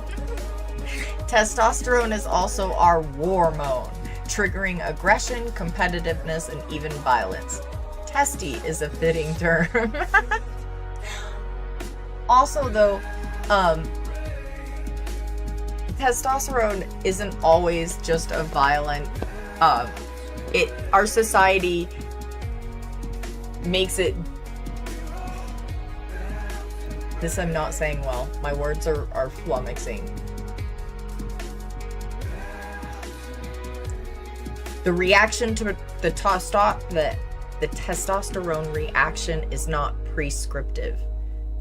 If you are super horny, the testosterone is going to be super horny flavored. If you are super mad, the testosterone will be super mad flavored. I don't know how to say this right now. So that is how I'm saying it. It is weird. And I know what I mean. I will figure out the words for it. Probably not today, but I will. It's going to like swim in my brain pan for days now.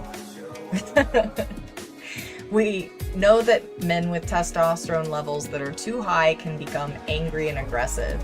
Recent research shows, however, that most hormonal problems in men are caused by testosterone levels that are too low, which is most often when you see the anger and aggression from my understanding.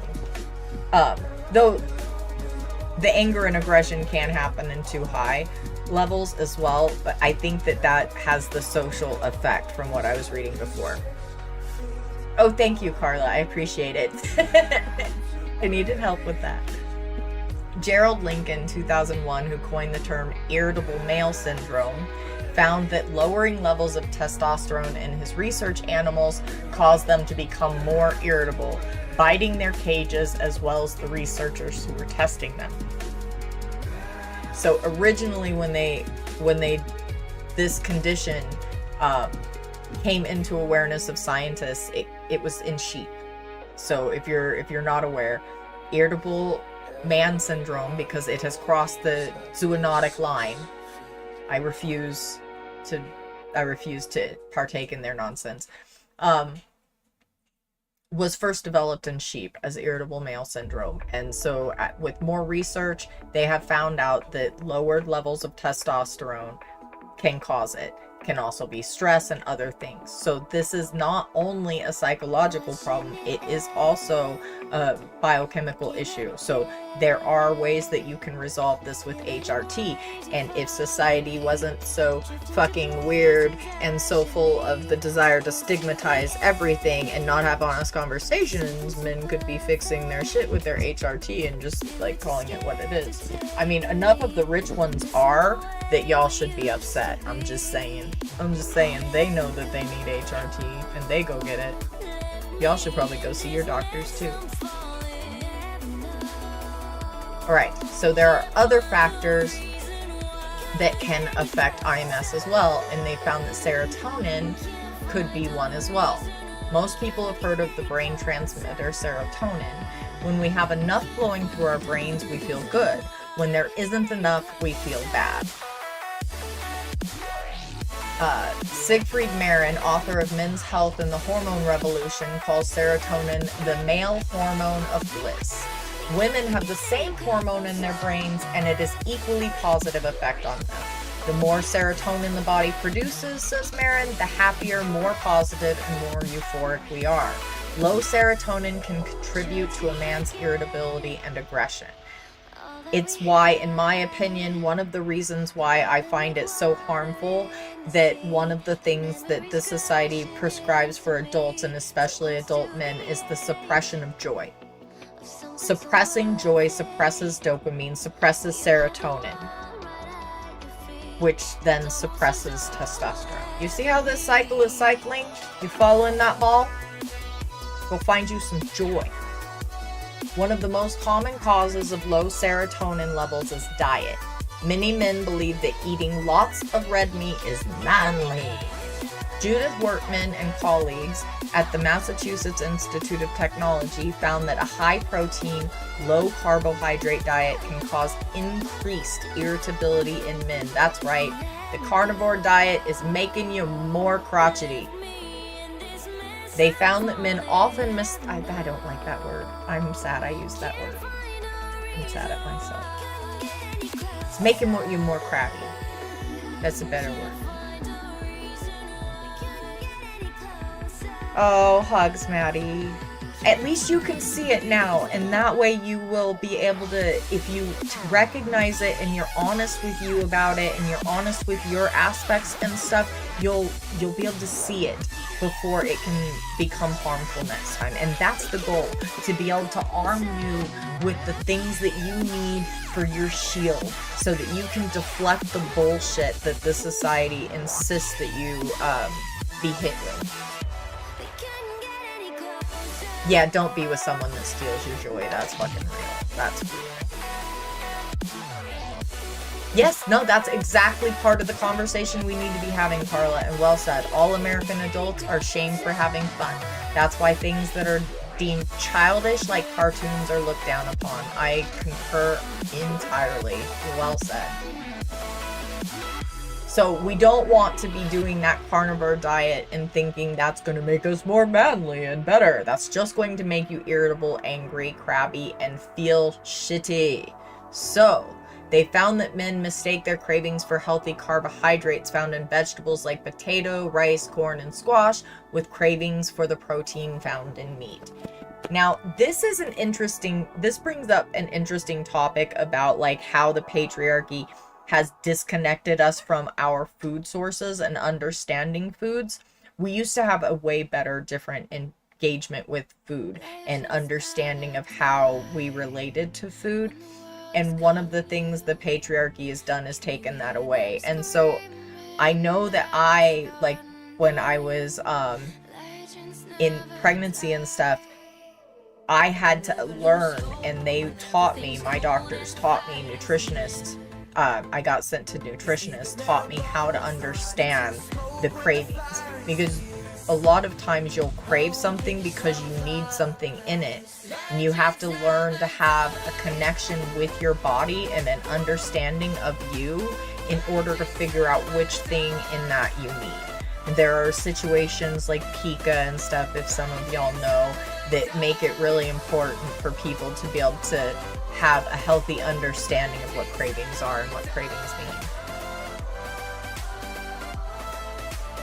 Eating protein when we need carbohydrate, says Wertman, will make us grumpy, irritable, or restless. Wertman's team also found that alcohol consumption increases serotonin levels initially. However, chronic use dramatically lowers serotonin, resulting in depression, carbohydrate cravings, sleep disturbances, and being prone to argumentativeness and irritability. I agree so much with that, Frankenpanty. Healthcare is way too focused on leveling people out rather than raising them up, because people's actual well-being and happiness isn't what is valued, only their ability to stay in line, be productive, and create value for others. It's so well said, and it's why we have to keep having these conversations and be willing to be really honest with each other even when it sucks, and remind each other that you are a whole person and you deserve whole person care, and your whole person has teeth, your whole person has eyes, your whole person has brain with psychology and physiology, your whole person has a circulatory system. All these things are fucking connected. And these freaking people, these rich fuckers in the insurance industry and etc., separated those things so that they could make more money off of you. Once we acknowledge these things and we have honest conversations about them, they can't use the same Darvo gaslighting bullshit abuse tactics on us.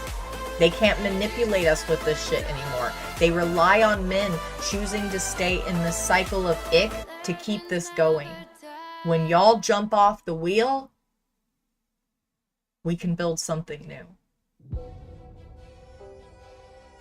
All right, I have to turn the light on real quick. But after I do so, we're going to talk about stress and IMS. And also, just curious, how is this DMCA free lo-fi that I found? Is this all right? I mean, I don't think I hate it. Is it okay on the underside? Is it doing all right? I want to make sure that I don't know. I'm just asking. I also don't know if I'm conscious about it. I miss my old music, my regular music, I guess.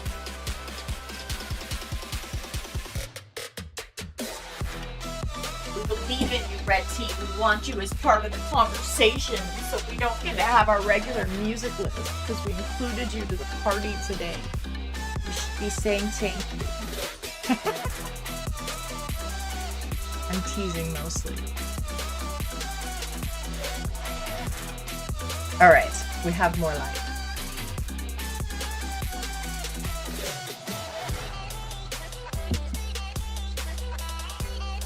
Alright, the next aspect of IMS is stress.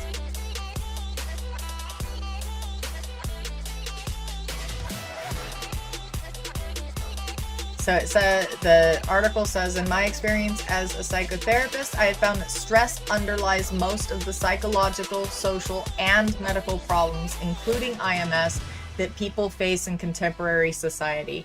I love that he put IMS in the medical problem category because I really feel that it is a medical problem.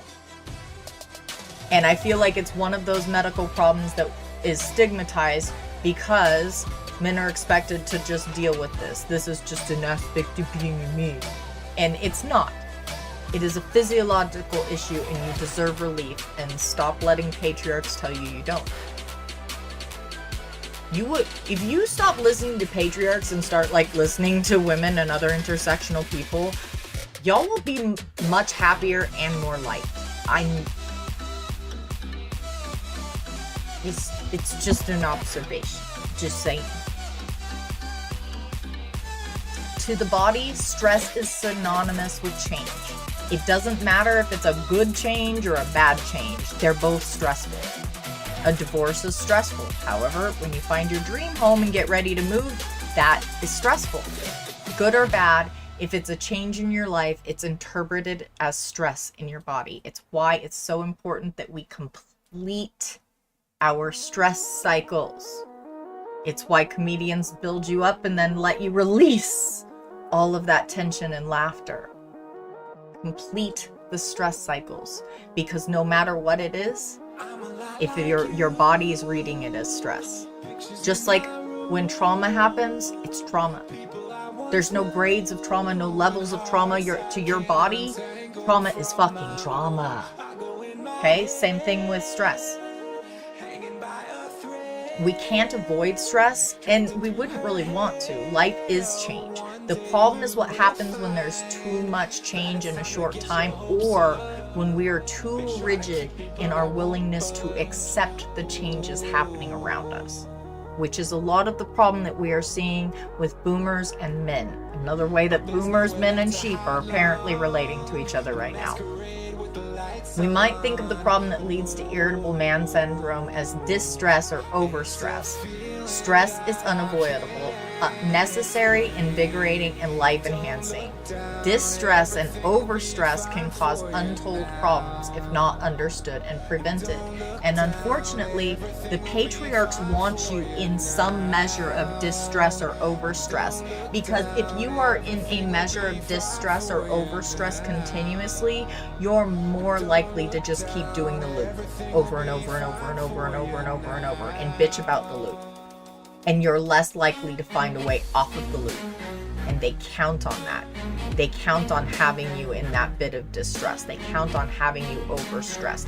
They count on you being so overwhelmed by the sheer enormity of the idea that you won't even look at the idea. That is one of the ways that they puppet. That's one of those pathways that they have ingrained, so that they can just meet.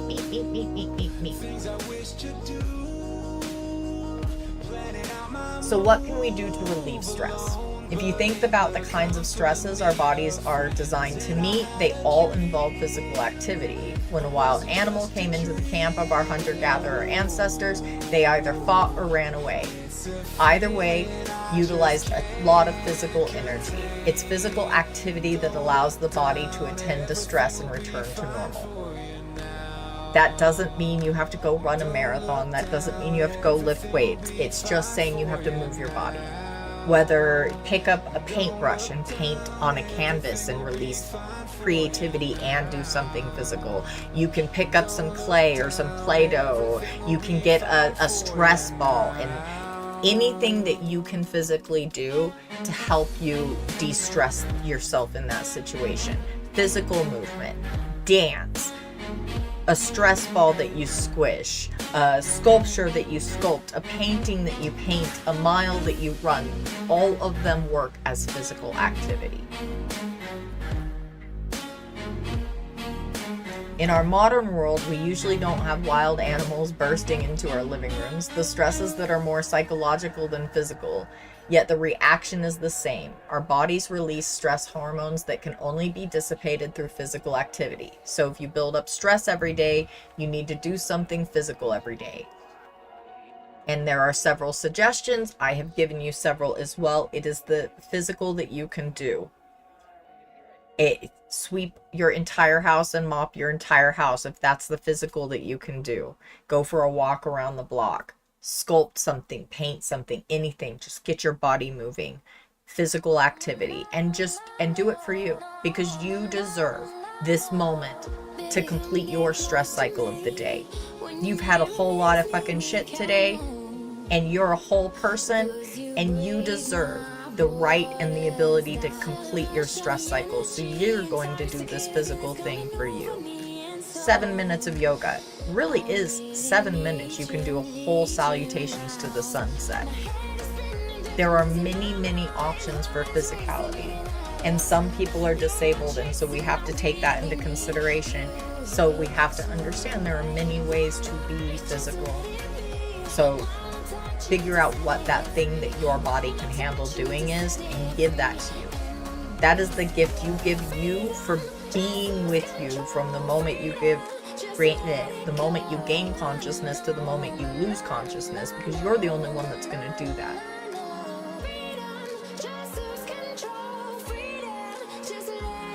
Exactly, Frank and Panty. If they can keep sowing that distrust among people, they can keep everyone preoccupied, looking sideways, wondering if you're the one that's gonna steal my lawnmower.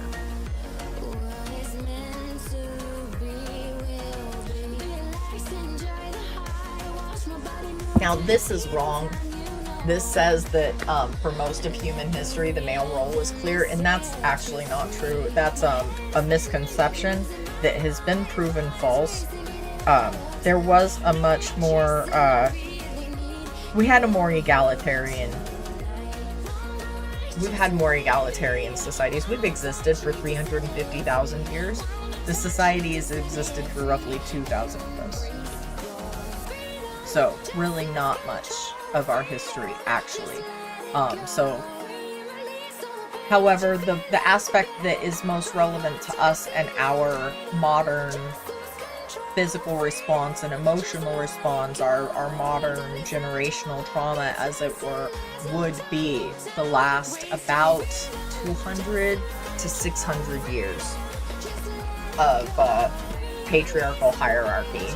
And here on Turtle Island, it's only been about 250 years, honey bunches. So it hasn't even existed that long here. It has done a great deal of damage. It is enormous and it is terrifying. I get it. And the loss of the dynamic and the change of the dynamic, it's big. It's scary. That the thought of it, like, how do you unpack that? And as an ADHD person, I can tell you, sometimes I will look at a topic and go, holy balls, that's overwhelming. And I'm going to tell you the trick. Pick one thing that bothers you about it, and unpack that thing. And then, when you've unpacked that thing, go for another. The next thing that bothers you, the thing that's interrupting your life. What's the thing that you keep saying that people keep saying, oh, why do you say that? Grab that thread, unpack that thread. Start there. One thing that is interrupting your ability to function in your life, or to be happy, or to have good community. That's the best advice I've ever been given, is to stop looking at the big thing and find a small aspect you can manage in the thing. Some of these topics that I've unpacked in the last 6 months has been hard. Some of them are enormous, and if I wasn't just grabbing for something to begin that road of unpacking it on, it would be so hard to unpack. And going through this stuff and listening to a lot of the content, I listen to the Red Pill guys. I listen to them. I hear what they're saying. I listen to the Manosphere guys. I hear what they're saying. I'm not only listening to feminist perspectives. I'm an intersectional feminist and a secular humanist. For me, the intersections are where it's important. Those are the important things that I need to be looking at and unpacking. And so those are usually my focus when I have these discussions. And normally, those intersections are where men harm themselves oftentimes the most, with wounds they don't even realize they're doing to themselves.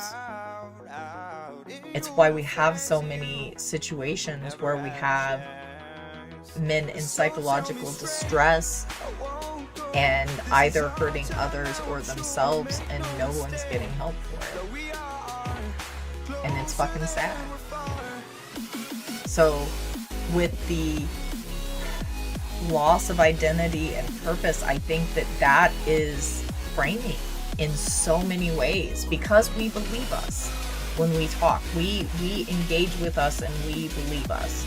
And so if we say loss of, well, we feel very lost about it. If something's gone, we're missing something.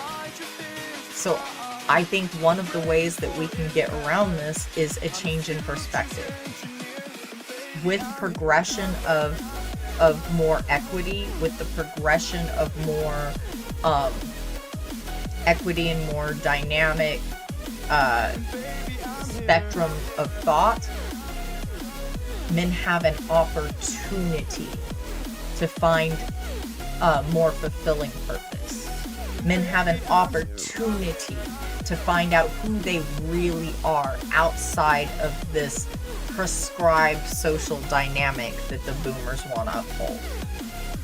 You can choose what perspective you address this from, and that perspective will address how your physiological response happens, because you will believe you, and your body, whether the society of capitalism has separated your mind and your body or not, your body is going to respond to what your mind does. And so you'll have some sort of physical response either way. I suggest doing the thing that is best for you and giving yourself the best chance and shifting the perspective. What is the new opportunity for men now that there is more equity? Now that men don't have to be relied upon for all of the fucking weight? Now that we can share it out and women don't have to be relied upon for all of this weight, we can share it out. What is the opportunity here? What can we give ourselves as humans and each other here now? What can men give themselves now for masculinity that makes them proud of it and feel good about it, and not wonder, what woman is being misandrist and choosing to bear over me today? Me. Instead of going there to that victim-y, blame-y, absurd place where nothing is getting resolved and the birth rates are dropping and the marriage rates are dropping and people are more and more choosing to bear, instead of going there and spiraling into that doom loop, why don't we raise up out of it?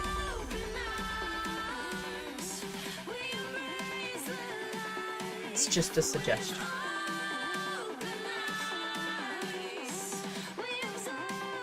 Ooh. Qigong. I'm gonna have to look that up.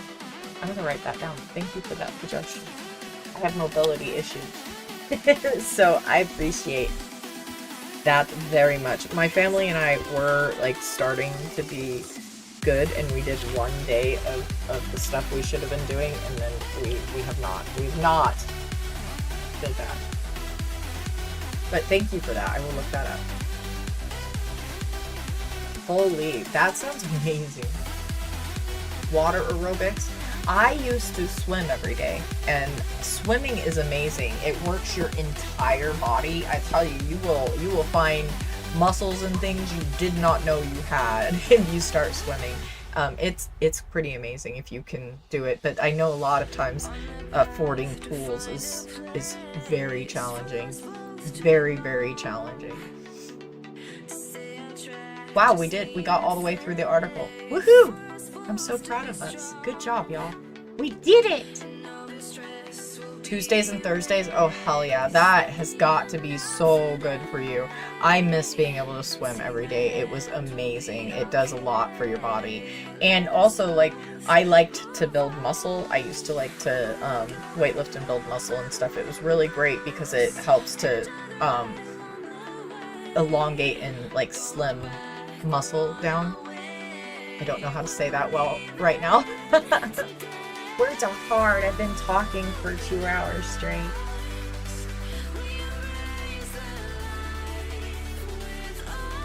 Exactly, Frank and Panty. Exactly. Make it something people want to choose for themselves instead of just trying to force people to give birth against their will. Nobody wants to birth their oppressors, boo. It's a lot of work to give birth. It's a lot of work to be pregnant. That is a job that I feel like I am owed 10 years of back pay for. I don't give a fuck that it was only 10 months. Those 10 months were 10 years. And I did it for 2, so I would like all of that. I need 20 years of back pay, bitches. Just kidding. My kids are beautiful.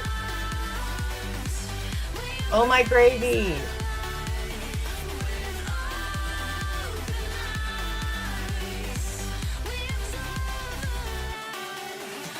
Yeah, I don't think I even realized that I was scheduling this right at that time. I figured I would end up stretching the time out, which we already have. I'm not mad. I kind of set myself aside for like 3 to 7 mountain, and I just figured we'd start with 3 to 5 until we build up where people are actually calling into the caller. And I miss my my songs, and so I'm so sorry, Red Team. It is time for you to go. We appreciate you being here, though. You are beautiful and lovely, and I appreciate you coming and taking part, and I hope you will come back next week and play with us again. We're gonna do this every Thursday. It's gonna be very fun. So Red Team, we love you, we appreciate you, and we need you to do that thing you do. You know that thing you do, Red Team. Every time you say or think a bad thing about you, you say 2 good things. Every time. I'm serious. You believe you when you talk to you. So talk to you well and give you something good to believe in about you so that you can go forth having better interactions in the world. I will see you next week. Thank you for being here, Red Team. Have the best day.